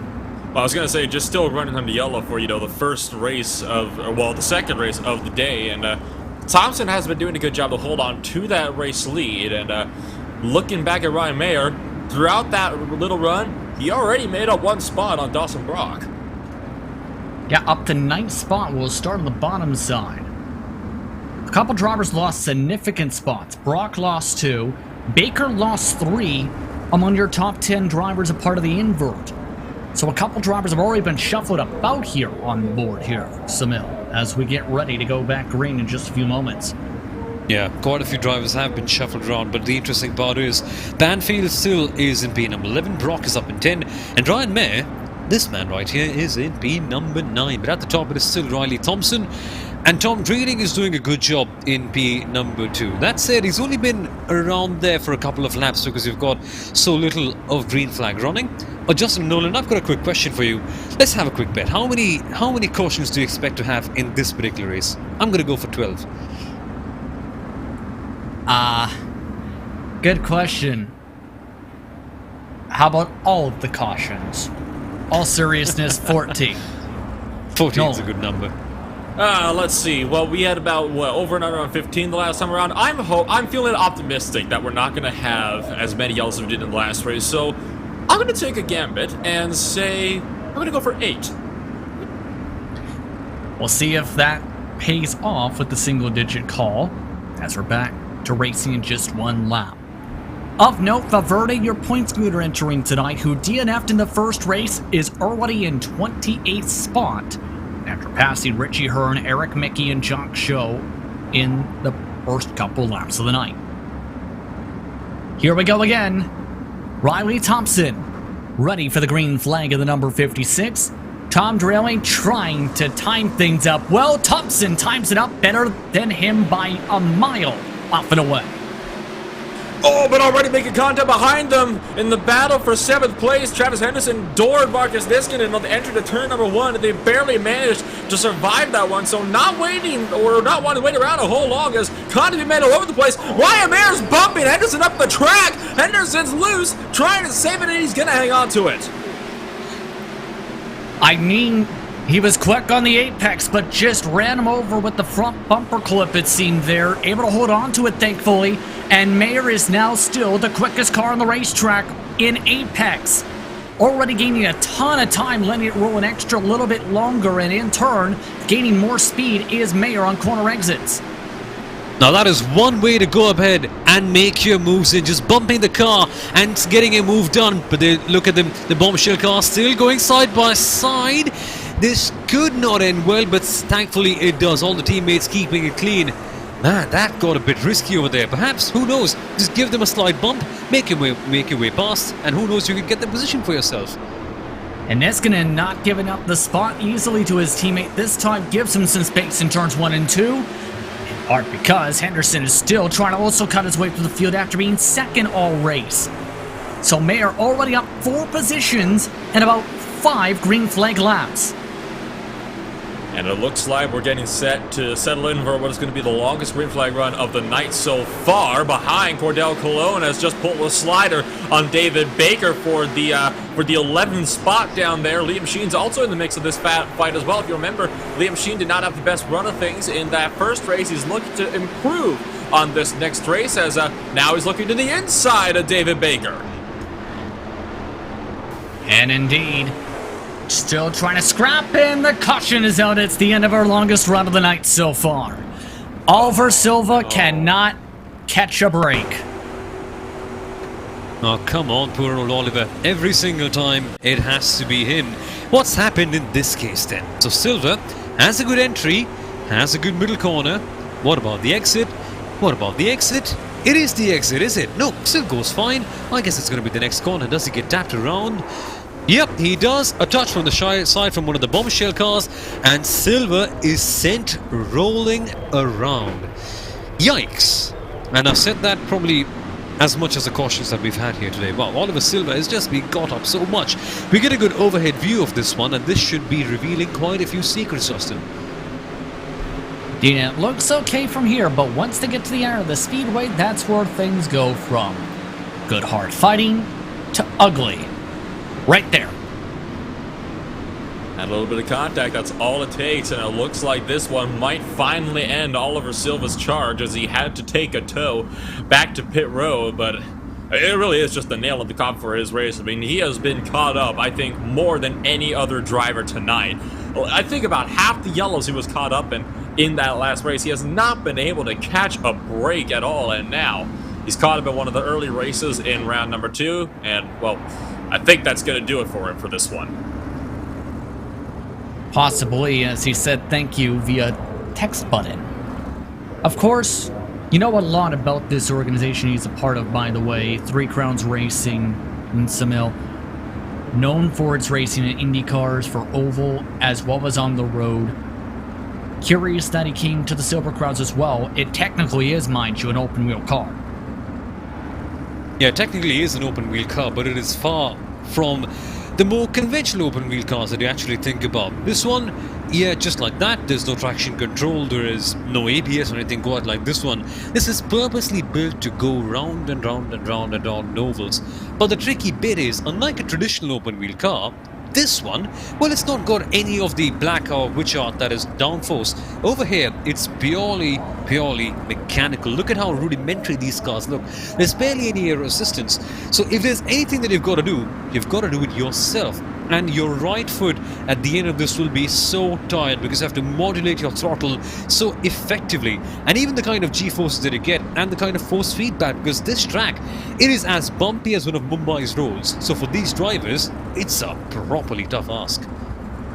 Want to go signal this time, but I want to take the time to remind you that the charity represented this week by this event in all the splits, the American Foundation for Suicide Prevention.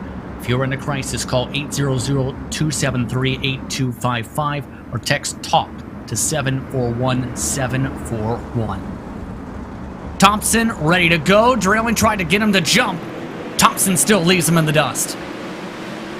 Thompson left him in the dust. There was a little bit of a check there from Drayling. Peterson's going to push a bit wide. Will that be contact? Bobrovsky trying the outside line. He's got momentum down the backstretch. Will Peterson try it again in 3 and 4? Caution's out, did not even make it a lap. And there's cars upside down everywhere and driving straight into the fence. Partridge got stuck in the catch fence. Oh boy, I believe it started with Lane and company. Take a look from above. Oh boy, as Rick Allen would say on NASCAR, it's the big one. Man, this was messy. And the curious thing is, I think there were cars who straight just drove into the wall, trying to avoid all this. I believe that bombshell car, you see the back there, drove straight into the safer barrier. Well, I think that's the best way of putting it. You'd much rather die by jumping off a window rather than hanging yourself. So that's the kind of thing they're doing right here. Choosing between one way or the other of killing yourself. So, hey, some people... I mean... For the benefit of doubt, did lock up the brakes, trying to avoid everything, and snapped once he let off the brakes, but still at least 6-7 cars involved yet again. What a job, Bobby Verde, missing the entire mess. I think he's just pulled off something that I don't think a lot of people would be able to do. I mean, we're going to take a look at this again, and if he did actually manage to completely make it out of this unscathed, I will be absolutely shocked. That is a very hard hit as well into the inside wall before bouncing right back up to the outside one as well. My goodness me, I mean, it's... Well, what a race this has been. I mean, that was definitely one of the more wild crashes of the day, and you're right, did miss the whole mess. Let's take another look on board, this time with Valverde. Watch this mess develop right in front of you. Where do you go in a situation like this? I mean, you just gotta... Oh my goodness, I think he did get him just a little bit, Justin. I think he avoided damage though somehow. I don't know how in the world he didn't get demolished. Wow. Valverde just avoided getting caught up in the calamity. Up to 20th he is.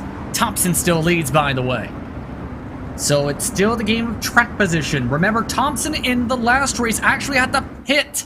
That's how long. That, despite the amount of pace laps.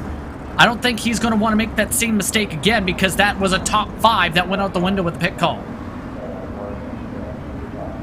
Exactly, exactly. So many things to factor in right now. It's all just getting convoluted at this stage. And a lot of it comes down to the fact that if these guys can keep it clean on the very circuit. But hey, it's been fun so far. Only 3 cautions in the last 22 laps. But Riley Thompson is still at the top. And Vavrovsky right now, for him, this is a very interesting place to be in. Indeed. Curious how Tom does this, because we see him try and push a little forward, knowing a couple times in the outside line. That is a short track racing tactic we've seen from the 54, where, in theory, you get a half a car length ahead of the car on the bottom line. If you're able to time it up right, you can keep side by side into turn 1. He's trying that in the Silver Crown. It hasn't worked yet. I mean, if you don't succeed, try again, but as another famous person would often say, and quite a smart one at that, the definition of insanity is trying something over and over, expecting a different result. So we'll have to see if this will work out in the end, and I hope it does, because, I mean, sometimes you do have to be conventional or a bit unconventional in your beat to try to find a way through. I mean, it's common knowledge that the outside line usually is where you want to be to make passes. That is where the outside run comes in, unless you really throw it up the inside.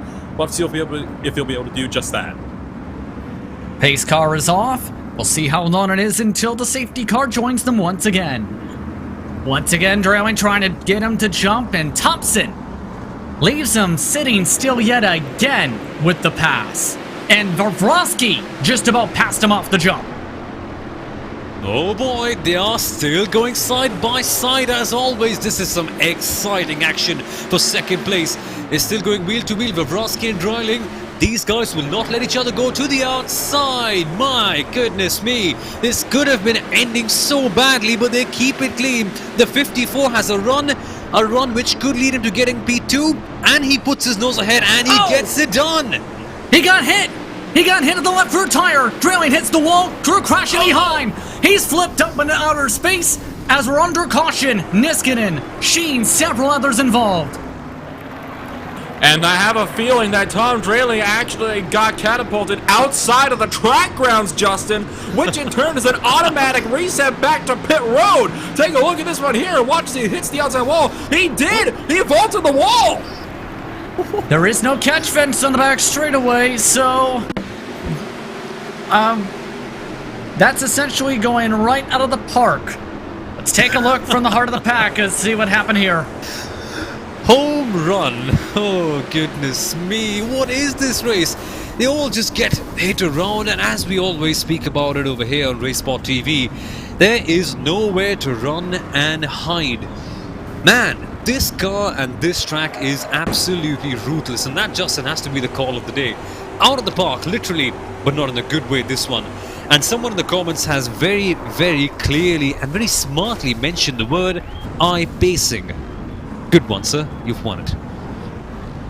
Hagstrom wishes he wasn't the winner in most flips on the day, as he finished upside down in his incident. By the way, in all that craziness, Ryan Mayer jumped up to second. So I think the thing is safe to say now that I have been corrected, and Ryan Mayer does not need the time of a green flag run to make his way out there. He's just gonna find a way up there. I mean, to be fair, he is really fast on tracks like these. We saw how dominant he was in the Knoxville Nationals just a couple weeks ago. In fact, I'm pretty sure didn't he lap up to about 4th place, Justin, in that race in the span of just 4 laps. Yes, and believe so indeed. Here's your biggest movers too. Snyder's up 17, Brown's up 10, Apsley's up 10, Banfield is up 10. Well, Mark Niskanen, you see that gap there? That's because one of the cars in 17th, John Lane, is -3. Here's also the look here with Barney up 10. Tom Drayling a -25. Not how he wanted this race to go. Far from it. Absolutely far from it. You come into a race expecting yourself to be on the podium, or in this case the victory lane, holding a trophy and leaving the track the right way around in your road car with a smile on your face. For Tom Dreeling, he left the track the wrong way around, upside down pretty much, in his race car. Now, I'm not really the I'm not really the most logical of people, but that 2 and 2 doesn't really fit together well. Yeah. 70 to go still. And remember, there is a time limit. We came about a couple minutes close to reaching it, Nolan, in the last race. That's how tight it was. So, I'd hate to place this jinx, but is that a factor for the drivers now in their heads? Considering how close we came the first time, like we were only about a minute and a half away from that time limit by the time they took the white flag. So, it may very well become a factor if this whole cautions, precautions thing, tends to carry on later and later on into this race. By the way, to help keep track, 16th on Ford has not used a fast repair yet. 17th on Down has crashed at least once and has had to get damage repair as a result. Your top 10 after all the craziness is now Thompson, Mayer, Vronsky, Reagan, Peterson, Henderson, Ross Banfield, Cordell Cologne, David Baker, and Andreas Robertson. Ready to go back to racing once again. Thompson has led every single lap in race number 2. Well, Mayer, though, put up a strong fight after he led every lap in race 1. Thompson off and away. So now, the fight for the race lead is very much on. It is not going to take Mayer long to close the gap already. One car sideways. Ross Banfield takes to the apron, and one car slides up as well. That's Travis Henderson that managed to just barely keep it out of the wall after big contact with Thomas Peterson. So a wild and a messy restart at that. We're still green, though. That's the bright side in all of this. The question is, how long as one driver has lost their front clip? Yikes, and even with all that, they still have the audacity to go 3 wide in the background for a couple of seconds. These guys are not bothered at all. Liam Sheen tries to go to the inside line, that is if I'm not mistaken, and defends his position well. So Sheen is still in P number 12, but it isn't done yet. Sheen is facing a lot of pressure. This one is by Dawson Brock. These guys will fight to the very end, or at least until the next caution comes out. Speaking of fighting, the race lead is close on up, by the way. Should note, as John Lane tried to hit the back end there. Mayer's trying a different line here, Nolan. Trying to get the middle line to work once again in the fight with Thompson. Ryan Mayer's trying whatever he can. Thompson's doing a good job running that outside line. But here's Mayer as one car spins down on the back straightaway into the grass. So far still green, but now side by side for the race lead. And it's Ryan Mayer versus Riley Thompson. Can Mayer get him? He's pulled ahead on the entry, but Thompson's trying to pull ahead on the exit. Caution flag is out. And that's because this spin, David H. Baker. The other spin you were mentioning was Dawson Brock, who is still contemplating life on the backstretch. Here's a look at the caution trigger. Ah, boy. Same old, same old. And that was a teammate side by side in that incident. Just a little kick out, unfortunately kicks his car to the inside, and right before Mayer can pounce for the race lead. So that has certainly bought Riley Thompson some significant time here for sure. I mean, this means that Thompson's going to lead these many more laps now. But I think Ryan Mayer has made it very, very clear to Thompson that it is only a matter of time. Let's give some credit to Christopher Reagan, who had absolutely horrific luck in the last race. He's in P4 still in all of this.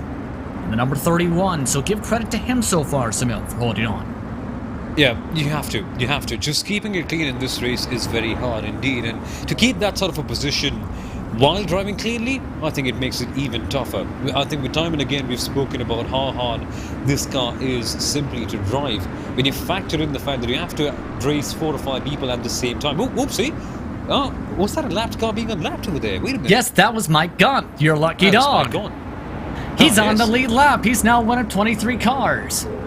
Who knows, you could end up winning this one if all the other people ahead wreck out. And I'm not saying this as a joke, it's a realistic possibility. Indeed, as get the to-go signal this time by. Dawson Brock is now done for the night after We mentioned his spin down the back straightaway, where he sat for a full lap, contemplated life, got a lap lost, and then automatically towed from the car. That was the 5th caution, by the way. And we are not even 40 laps into race number 2 quite yet. When we get back underway, it will be 60 to go. So, we're under yellow once again, and well, it's at the question now where, you know, if you're Ryan Mayer, you know, how do you think of how you're going to pounce? Because I think it's obvious that he's going to have to try to find that middle line, because Riley Thompson's doing such a good job of making sure that outside lane was, like, closed and barred shut. I mean, he was not letting him up there at all. He was forcing him to the middle groove where he knew he wouldn't get the momentum. So Thompson's doing a good job on trying to hang on to that lead. An extra lap, in fact, so 59 to go, pardon me, when we get back underway. So an extra lap for the lap down cars to be able to have service, as well as the Lucky Dog car. Again, this is going to be an event that really shakes up the points here, Samil, where many different contenders for the championship, well, they have had horrific luck. Pataska DNF'd out after race 1, didn't take part in race 2 now. Hagstrom, Legends leader in points. His car is still demolished in the pits. Mickey, terrible luck today.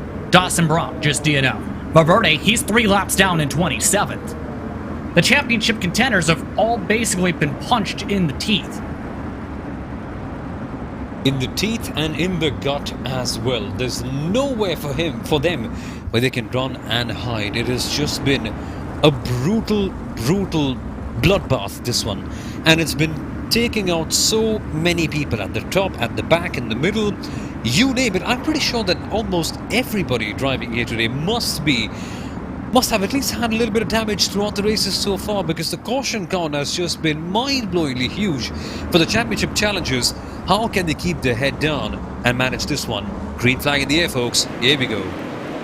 Put their heads back down and try and power on forward, off and away. Reagan with a slower start from P4. Top driver single file as more contact. Henderson got shuffled out a little bit. Henderson not happy with Peterson as a result. Side by side behind him between Banfield and company. Should note, Justin, that's the second time that incident happened. It happened the exact same way on the last restart. So Henderson's going to be livid right now with Thomas Peterson when he catches back up to him, because that's the second time that he's pulled that kind of a move. So no doubt, a couple drivers not too happy anymore on the speedways. They're still side by side further behind. That's Robertson trying to move back inside the top 10. That's Kurt Crum looking to finish this race after reaching the incident limit, like several others in the last event. Isaac Snyder also in that same boat, up to 9th, plus 19, as we take a look from Niskanen, who's deep still in the field. And more tempers are flaring as contact. Isaac Snyder crashed. More trouble as the caution is out. And guess who had started it? Thomas Peterson and Travis Henderson. Strike number 3 between the two drivers, and this time it played into what caused the caution. You mentioned it right there. The contact started with the side-by-side after Henderson was able to try and get to the inside and make tire contact, made the checkup. Then all this happened, you see on your screen. Here's another look. If those two drivers meet each other after this one, and I know they probably won't be because of course social distancing and the virus, if they could, they would knock each other's head off. They must be absolutely furious. Again, as Nolan mentioned, strike number 3. It's alright for the first time, humans make mistakes. Second time, we learn from it. Okay, sometimes things can go wrong. The third time, between the same drivers. There must be something in it. They must have a magnet of sorts with each other. They just always cause contact. And then the big one. There are 2 different methods. Well, 3. 1, casually hit the brakes and make sure you don't knock it up and drive around the slow and wrecked cars. 2, arca brake it. 3, drive through it and hope for some luck. Unfortunately, all 3 strategies just did not work, it seems, in this one. Well, it seems, Justin, they were wanting to go particularly for options 2 and 3 exclusively in that mess, as you saw from that angle. Just car after car screaming into shot, just completely out of control. Some of them slamming into the outside wall, some spinning on the inside, then bouncing off of each other. In all honesty, I have to hand it to these drivers. It's commendable that we've still got as many drivers as we have. We still have 21 on the lead lap right now. I think that's really admirable considering how much chaos we've seen over the course of the day.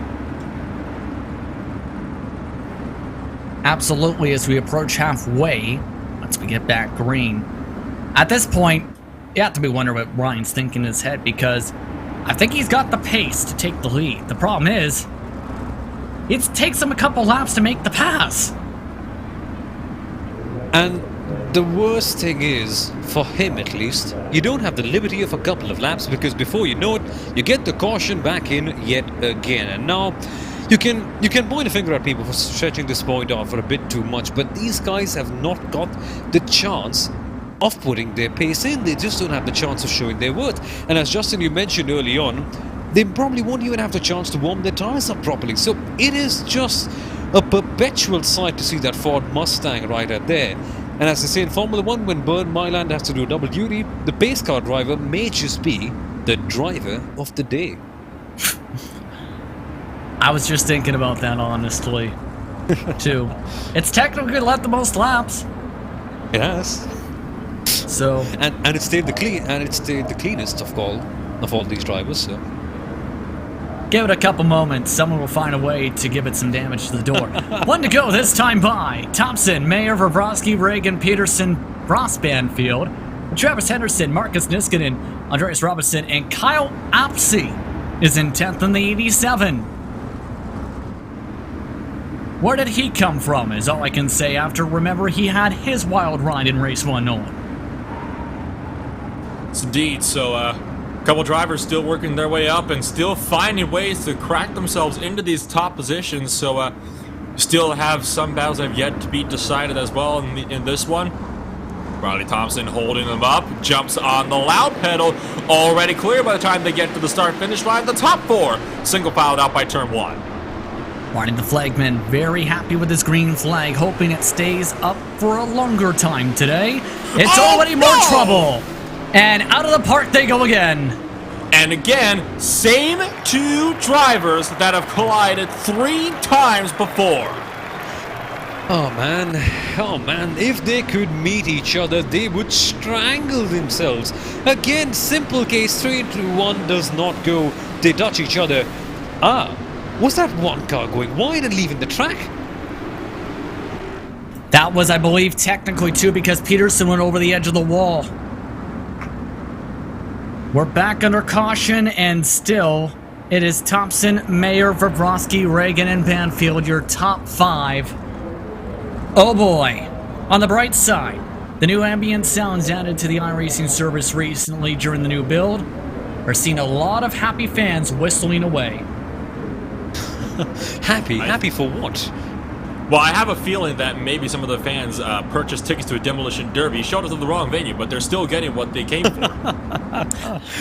With that, we'll take a step aside. Let's go side by side. You're watching the iRacing Esports Network and RaceSpot TV's coverage of the major series, European Pro Split. Don't go anywhere.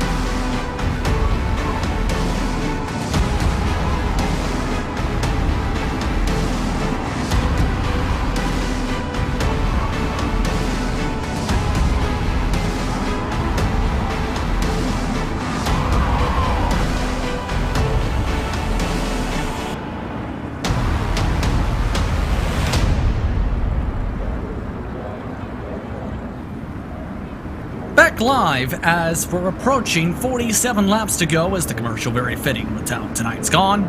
Justin Prince, Nolan Rempel, Samuel Aurora, Hugo Weiss alongside with you for what has been an interesting race so far, to say the very least. Top Thompson is still your leader. He's led every single lap in race number 2. So far, Nolan, your thoughts as we passed halfway with 7 cautions in race 2? I think this is the perfect time for these racers to, well, if they haven't learned before, the perfect opportunity to learn about fuel consumption under caution. It's, of course, a strategy that a lot of drivers value deeply on the oval scene. They're getting a lot of chances to practice that tonight. Well, yes. Yes, indeed. And give credit to these drivers. This is not an easy car to drive, remember, Samil. This isn't. This purely isn't. No traction control, barely any power steering at all. It is a car that you have to muscle around and you genuinely have to fight it. It's quite like a wild bear. It's quite like taming something like that. It's got immense power. It has got all the ability to take your head off, and if you just press the wrong button or pinch the wrong nerve, it will send you wild and spinning, and it will make sure that other people around you are hurt too. Well, remember in race 1, we've seen a lot of Raceway Motorsports machines up towards the front. Very fitting. Let's put it that way. One of them's in 3rd. Robbie Thompson, meanwhile, ready to get back underway. Green flag is out again.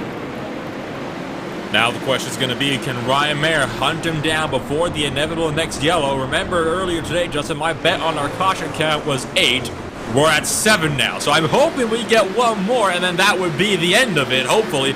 But listen, we might get that one soon, as right now, double file, several rows deep. Ryan Barney at the back, trying to find a way up onto the top line. Meanwhile, Cordell Cologne getting the outside, getting checked out by Kyle Apsey as he might have glanced off the wall. And Apsey was really, really loose coming off the corner. Cologne tries to get clear, does. Nearly hitting him as Jock showed, the No Emission Motorsports machine, who has been involved in just about everything unfortunate tonight. Still, though, this grouping of cars fighting for every point possible as Show drips it up the corner. Massive check up in front of them again. I feel it coming. I feel something bad coming. Show is getting loose in the car ahead of him. I'm not very sure about who that really is. I quickly confirm that is Kyle Aspey. He's getting a bit leery as well. So Show coming closer. Thankfully not making contact, but he does make contact. See, I told you, they've crashed in the wall. And the yellow flag is back in the air. Once again, Kyle Apsey and his second car, Eric Mickey, just spun in on the backstretch, on the front stretch rather, trying to avoid this. Here's a look. He was loose for a couple corners. Pinboat up the track. Looks like it's going to be okay, and then watch after he gets on 4 tires. Mickey goes to the bottom and thinks, I'm going to go around. That car comes down the track. That was a bit clumsy there from Apsey. Probably should have kept it up on the outside line until traffic was clear. Definitely did not need to make it that way down to the bottom. Mickey was already going down there, and that caused Mickey to very lightly brush that inside wall. So he's not happy about that. He's voicing his displeasure over the radio. So, oh boy, tempers are definitely starting to flare here tonight. Only one more oval race, by the way, on the calendar. It's the championship decider at the California 500 Auto Club for the Laura IR18. Then there are, in between that though, 2 different road course races. The Classic US Grand Prix and the Lotus 49s at the Classic Watkins Glen Circuit, and the Bathurst 500 in the Supercars. So, 3 very distinct events coming up here, Samil, on the calendar. Gonna be interesting how this all plays out for the championship fight after tonight's bonanza of caution flags and attrition. Oh yeah, it's been proper pandemonium, and that's a good point that you mentioned, Justin. For some of the oval specialists, this essentially is the second to last option, or the second to last opportunity that they have to go in and show what they are made of. Because in the middle, we've got 2 road course races, and that's the one thing I love about the major series. That's the one thing I stand for, frankly. Diversity. You've got all sorts of racetracks and cars in the middle. That probably explains why I'm such a big fan of the IndyCar Championship, and this is pretty much the iRacing version of the same. Multiple cars, multiple championships. You can never, ever be in your comfort zone for too long. Absolutely, and keep in mind, the best drivers in this Series 2, Nolan, it's been talked about, go to the playoffs in December, along with competing in the Iron Warrior race, where those races, of those 4, including Iron Warrior with 75 laps, includes a road course, 2 ovals, and a dirt track to test everyone's skills at all those tracks combined. So that is going to be a very interesting one to say the least because, well, the road courses racing has been very, very, very good here in the Major Series. The dirt oval race was a complete calamity this season. The oval racing has been a bit of a mixed batch. I mean, the World 600 and the Daytona 500 have both been fantastic races. I think it's safe to say that we've all loved those races. They've been absolutely fantastic. Then you get to this race in the Rocky Mountain 400, and the opinions start to waver just a little bit. So it'll be interesting to see what's going to take place on those two oval races. Now, let's get ready to go back on the green. Should note that the Sportsman's Division apparently had a 67-lap run earlier today, so that is a potential possibility of a longer run. Really? Yes, it just comes down, I think, potentially similar to how aggressive do the drivers want to be in a 5-lap stint. Not with these guys, is it? Robbie Thompson is your race leader. Mayer, Bobrovsky, Reagan, Robertson, Ross Banfield, Kirk Crum, Niskanen, Sean Brown, where did he come from to P9? And Liam Sheen. Of note, Niskanen, the first driver who has used a fast repair in terms of track position. Ready to go once again. Thompson off and away. Thompson off and away. The top four once again single filed out, but not for long. Here comes Andreas Robertson trying to look up the inside for the 4th position. Question is, can he get the nose in there? That's going to be a no as he gets loose off the corner. Loses out 5th place to Ross Banfield as he's trying to poke his way around the outside. 3 wide for a moment, just behind them in the battle for 7th place meanwhile. I mean, it really is go big or go home in fights like this. You just got to make sure that these drivers don't mistake that or for an ad. Robertson really swirly right now as Niskanen. He's already used a fast repair in this race, trying to make a move. Liam Sheen into the outside wall behind him. Still green. Still green indeed. They are somewhat keeping it clean, but pull your eyes to this one. This is the big one, the battle for the lead. Riley Thompson and Mayer.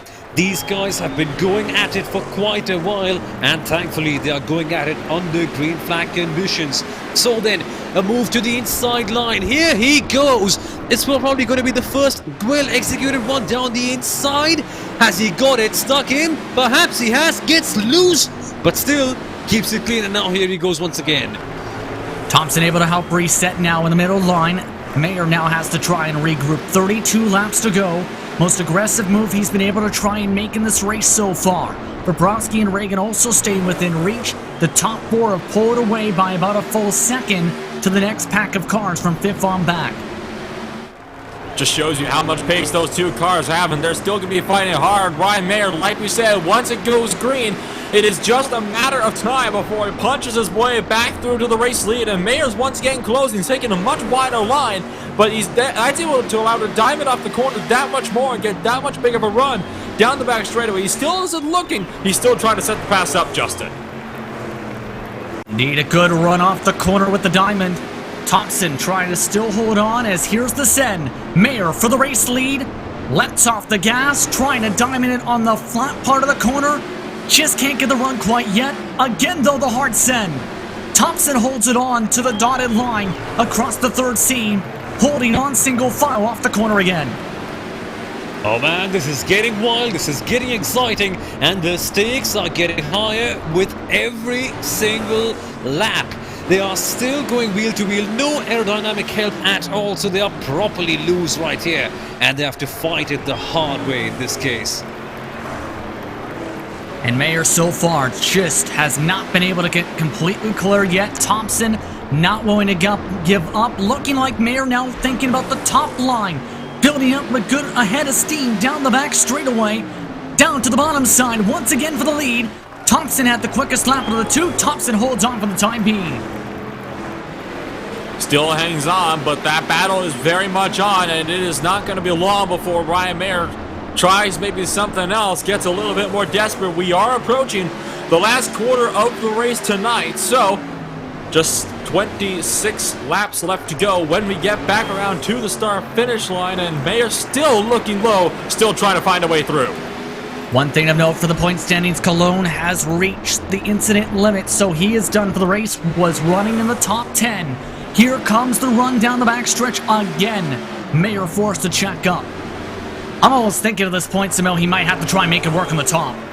He might have to make it work on the top. It's a risky one. You have the wall waiting for you with open arms, but he doesn't care. To the inside line he goes this time. Coming to 24 laps to go. Good corner exit. Again, the momentum playing in the 56's way. Still trying to hold it along the third seam.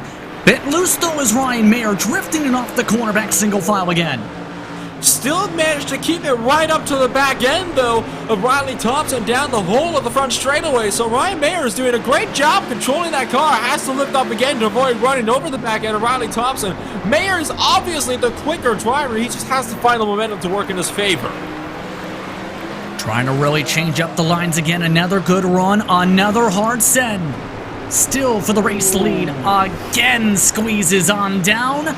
Thompson slow on the exit though. Still gets the momentum off. He's still got the momentum. Perhaps it seems that the outside line just has a much better exit, and that is something that's keeping Thompson up at the very top. We said at the beginning, we've said in the middle, we've said it all the time. Passing at this circuit is a proper luxury, and Mayer is learning it the hard way around. Here he comes then. To the inside, he's looking, lunging, sending, getting it done almost. Thompson looking for just his second victory in any event, whether it's for half points with dual races or an overall event. This season, remember, one at Le Mans for his respective class. Still coming to 20 laps to go. Can he hold on and hold off Ryan Mayer, who dominated and put on a clinic in race one? That's going to be the question. 20 to go. Thompson is still doing a fantastic job holding that outside line, and Mayer forced to back out a little bit, was leaving a little bit. He was really thinking of whether he wanted to make that work, but he decided to back out of it and wait until later. So Ryan Mayer is doing a good job of putting on a show for us here tonight. He is still right behind Riley Thompson. I think he can get the move done, but he's really going to have to find some way to punch it through, and soon, because he's running out of time, and he's running out of time fast. He has one of his better runs though on the bottom line in turn 2. Still keeps it side by side. Thompson though not as good a momentum again though. Mayer got loose. Thompson still up against the safer barrier nearly. Again back single file on the corner exit as the bombshell machine single files back out. Trouble back straight away. Liam Sheen spins out for the caution. And I think that may have just saved Riley Thompson there. That caution's going to cut him a huge break. Looking back to a replay, was this with contact? He was side by side, but no, it was not. Loose off the corner, overcorrected, but hey, I think he'll take a bit of a slide and burnt tires rather than slamming into the inside wall. So good job, machine, to kind of keep it out of that. It was a self-spin, so no harm, no foul. And, well, I will say again, that really just cut Riley Thompson a massive break. Yeah, I was just about, again, looking like Mayer needed some more time to try and make the move. Now, time is a luxury here, as the Lucky Dog expected to come down and around this time by. That will be Travis Henderson, who is now going to be one lap down in the 24. And Nolan, I guess your bet is off the charts, because this one was caution number 9. We're almost there. We're almost reaching 10 figures, and that's an interesting point that you mentioned there, both of you, about Mayer needing a little bit more time. These cars, and especially in ovals, it is all about the momentum you can generate, because unlike in road courses, you can't do something different in the corner. You can't have a different braking point or a different turning point. You can, of course, you can have minor variations, but it's not big of a variable in this case. So you have to keep on dwelling on the momentum, keep on boosting it up. And Mayer had it. Mayer almost had Thompson in his pocket before the yellow flag waved out inevitably. And once again, we are back seeing the face of the safety car. Coming up to 15 laps to go. Now, if you're Ryan Mayer, he's been giving a lot of space and leeway to Thompson. A lot of give and take for that battle for the lead. Now, if you're Mayer, how do you try and play this out knowing you don't want to make contact in these cars? Well, he's going to have to try to get the jump on him off the restart, I think, because as long as Riley Thompson is on the outside line, it is going to be that much harder for Ryan Mayer to find his way by around the inside wall. So if he can really predict Thompson's start and get the jump on him in the run down to turn 1, he could still hold that outside line and potentially have a run at that lead on the opening laps of the restart. But of course, he's got to predict that restart right first. Indeed, and the starts have been around the same point I've noticed around where it seems coming up to exactly the point I'm referring to here. For every car, the start has been right about here, where there is a bit of a seam which technically can serve almost like a restart zone, if you will. Right along those red marks on the line in the wall as well. Essentially the restart box here in real life.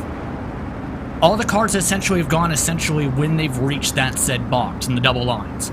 Now, does Thompson try and switch it up is going to be a big question.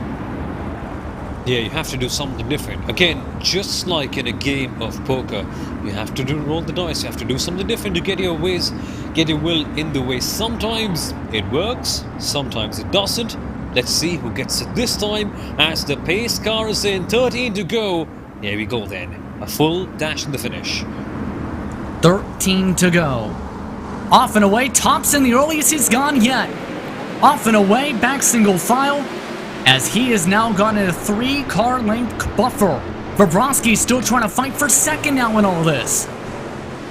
So Ryan Mayer's got his work cut out for him, but looking further in the back between Andreas Robertson right now and Ross Banfield, who are getting really close to each other through turns number 3 and 4. Caution's out again, and a big mess behind them. That's at least 5-6 cars involved. And at least 1 or 2 who have reached the incident limit as a result. Take a look again. Back under yellow as we've now got caution number 10.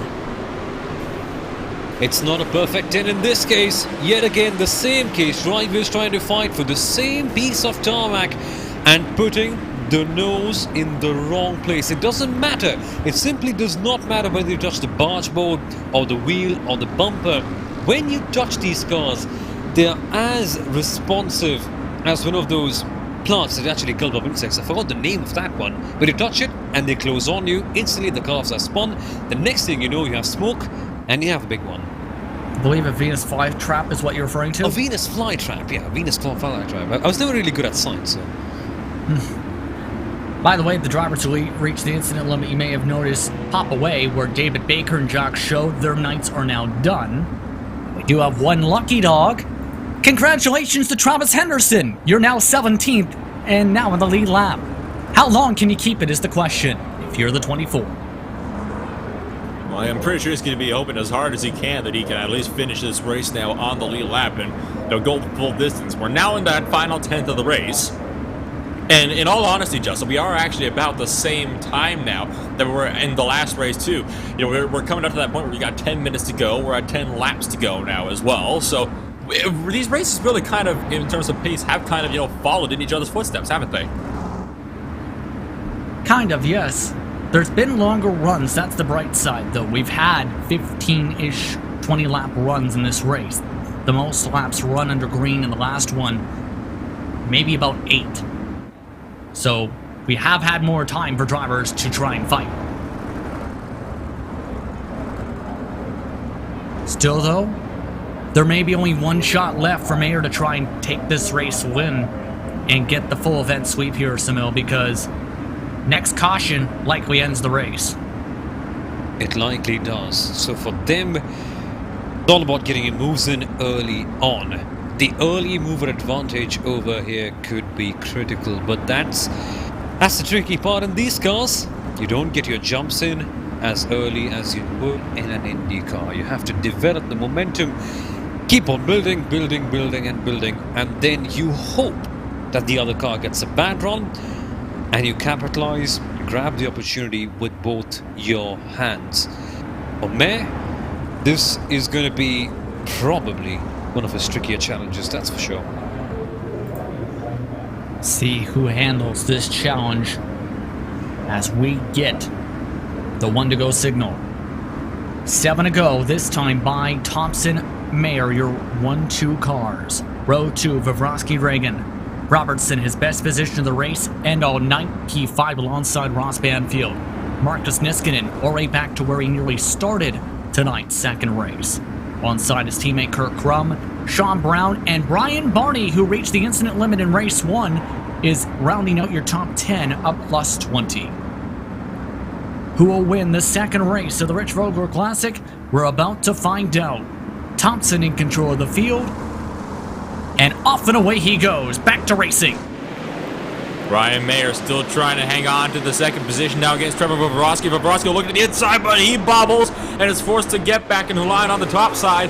Now, it's just going to be 7 laps for that number 15 to catch up. He already has caught the 56 machine through 3 and 4, and now the question is, can he get the move done? 6 to go this time. Thompson holds on to the top. Mayer now trying to set it up for Broski, keeping within reach as well. Here comes the diamond. Mayer with decent amount of momentum off the corner, not able to send it. Yes, the caution is out at 5 to go this time. Will that end the race is the question. Number 11. That's the 11th caution in the race. That's Ola Thornquist in the middle of all of it. Oh, goodness me. Does he not brake for this one? Just slap bang straight into the wall. And you don't have to be genius. If you do that with this car, you crash and you're done. Now here's the big question. Did we reach the point of no return? Or are we going to get a one-lap shootout because that was coming to 5 to go, Nolan? And usually 5 laps to go is that threshold. But again, that was coming to 5 to go. We were not on 5 to go. So if we do go back green, it is going to be for a 1-lap shootout. So this is going to be an intense one. I think it might be safe to say that unless Riley Thompson really messes up on the restart, if there is one, he's going to have this race in the bag.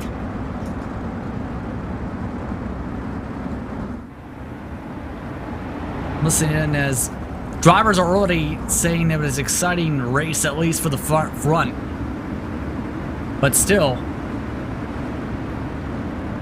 I'm curious. If they get a one-lap shootout, what does Ryan do if he wants to win this race? Send it. Okay, how do you send it without demolishing the race car, 10?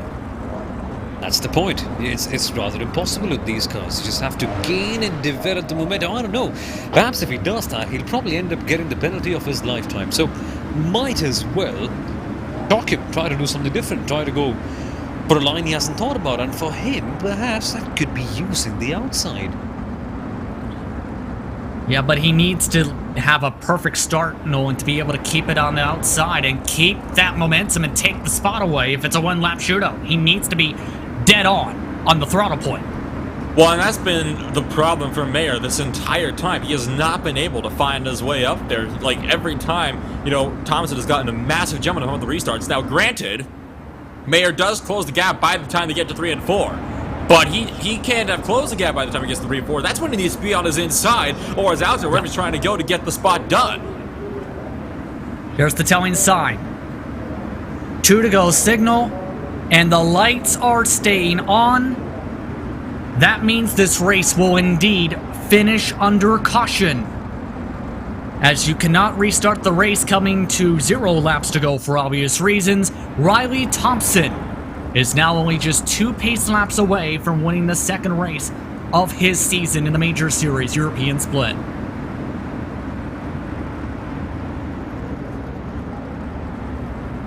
What a night, where if you were the leader, you're in control of the field, most likely in what was an attrition-filled evening.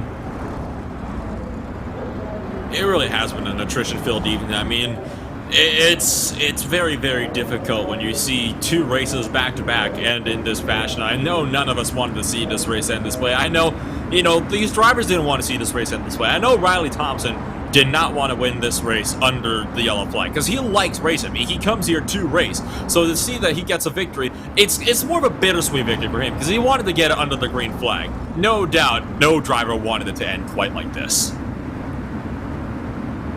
Indeed, so both races finish under caution for the European Pro Split. A massive shakeup going to be taking place after all this wild, crazy, intense action tonight. Off the final corner, the second race of the Rich Vogler Classic goes to Riley Thompson, his second win of 2020.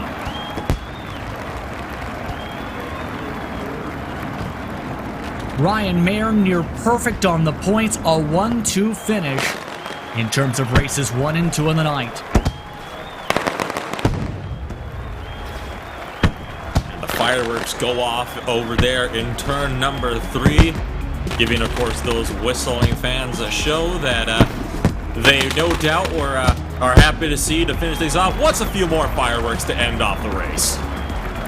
Everyone loves fireworks. Everybody, including you. So a big night for some of the drivers who needed some big-time points hauls like Thompson with his deficit. Now, it's the question, how will the drivers handle the rest of the season with 2 more road courses and an oval to go?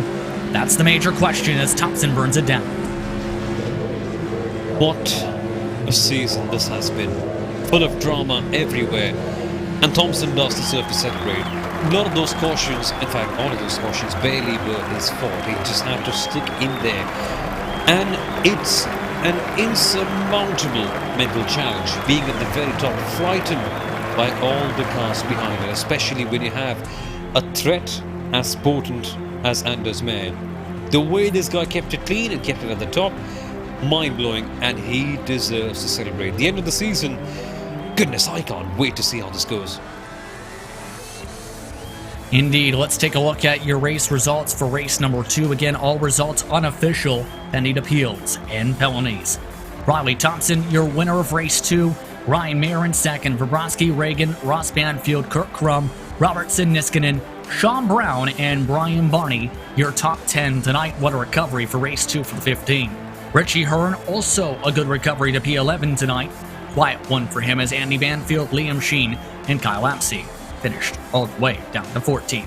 Mike Gott, 15th. Travis Henderson, after getting his lap back, or laps I should say, finished 16th. And Sorenqvist ran out the last caution of the night, finishing 17th. Valverde recovers after being involved in one of the incidents around the midway point of the race to 18th with Partridge and Silva, your top 20. Rounding out the top 30, Show, David Baker, Cologne, Hagstrom, Lane, Mickey, Snyder Drawing, along with Peterson and Martzoff, leading a long list of DNFs on the evening. Also DNFing is Dawson Brock, DNS in race 2 for Dallas Pataska. An interesting night overall, and one driver I think is going to be very happy at the end of the evening because he won race 1, finished P2 in race 2 after a strong fight for the race win in that said race. Ryan Merritt now joins us in the broadcast booth. Ryan, how are you feeling after tonight, near max points? Oh, good. I wasn't sure about this car-track combo, but it's pretty similar to a dirt sprint car, I suppose. You got a weight jacker instead of a wing adjustment. I was about to say, it almost seemed like right from the get-go it fit your driving style, this car. Had you ever even driven this car before tonight? Maybe about 4 years ago I tried it out a little bit, but not too much on a short track like this. How would you describe the battle, especially for race 2? Because you and Thompson had some good scraps for that race lead, the best of the night. Oh yeah, he was really respectful. We were both entering the corner high and diamonding low. I had a car that was set up to pass down low. I couldn't really run up next to the wall. I was pretty aware of people coming up on others, so I wanted to avoid that risk, and I just couldn't get that grip down low. Couple more races on the calendar, 2 road courses and an oval.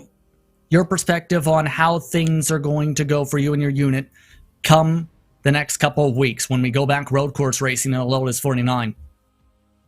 Well, I'm planning to participate. I have no idea how that's going to go. I don't even know if I own the car yet, but it'll be fun. Anyone you want to thank for your victory in race 1 and your P2 in race 2? Just Bombshell Motorsports for inviting me into the series, and the Majors series for putting on these awesome variety of events. Congratulations on the very strong points night. P1 and P2 near maximum points in both the events. Congrats. Thank you. Weimar coming away with a strong performance today. And what a strong finish to the evening. A win in race number 2. Nolan Rempel standing by with your race 2 winner, Riley Thompson. Indeed, I am. And well, Mr. Thompson, you come away with a decent points haul. You finished 10th in race 1, but lead every lap and win the second race as well. How are you feeling right now? Better than I should. I mean, got lucky with, I didn't realize there was even an invert for the second race, and I think Andreas was trying to tell me by the end, but decided to take tires in the first race and see what I could do. Got boxed in, ended up 10th, but somehow able to hold Ryan off. That was really fun racing with him. And speaking of racing with Ryan, during some of the longer green flag runs, we did see that you were doing a fantastic job at holding him off, despite all his attempts at trying to throw it up the inside. What was your strategy to keep him behind you today? I knew the outside was going to be the way to go with just the run you got, even if he did kind of edge me out in the middle of the corner. But the run you got on the outside, it was just overpowering each time. Silver Crowns are, of course, a difficult car to drive. Another difficult car to drive, though, is the Lotus 49, which is what you're going to be using, of course, in the next race over at Watkins Glen International. What's your strategy going to be going into what is going to be our second Formula One race, technically, of the year? To start, I like to wake up a little bit more than 10 minutes before this race. That was definitely interesting. Just trying to get into the groove, just in qualifying. But, I mean, I'm looking forward to it, just throwing around old machinery, especially someone that's used to driving all these downforce cars, a car that's got none. It'll be fun. And, well, before we let you go, then, anybody that you'd like to thank today? Yeah, first and foremost, gotta thank Checkers. He did a great job building this set. I don't think I would have been up there at all if it wasn't for him making this beautiful thing. Andreas for running with me, Richard for joining us towards the end as well, just watching the race. TDR for holding me in majors, Simza, and Craig Shop and Linford. And thank you for taking the time to join us tonight. Congratulations on your second race win here today in race number 2, and good luck going into the next one. Thanks, guys. That was Riley Thompson coming away with the victory in race number 2. I'd like to thank him along with your race 1 winner and second place driver in race 2, Ryan Mayer, for joining us here in the broadcast booth. By the way, the caution count for those interested, 22 combined, 11 apiece. By the end of things here, your first things first, your thoughts, Emil? Yeah, it's been too stop-start, frankly. I would like to say that all this was overshadowed by the beautiful battle that we saw by Riley Thompson and Ryan May, but even that was shortened up by, you guessed it, yet another caution. So, on the whole, I think it's hard not to be slightly disappointed by the entire number of cautions that we've had today. But things happen at times. Sometimes you do have more scrappy races, but what we can say is this one was a proper challenge for the drivers. They know that these cars, well, they're proper beasts. Now we can progress to Watkins Glen with the Lotus 49, and that car, wow, that's going to be probably just about as tough, but it's going to be road course racing, so let's see how that pans out. I cannot wait to see how that goes. And as someone who has called several races in those, Nolan, those are not easy cars to drive either. They are also fun cars, though, to drive in, and has a very loyal community of race drivers who race every week on the service in those cars.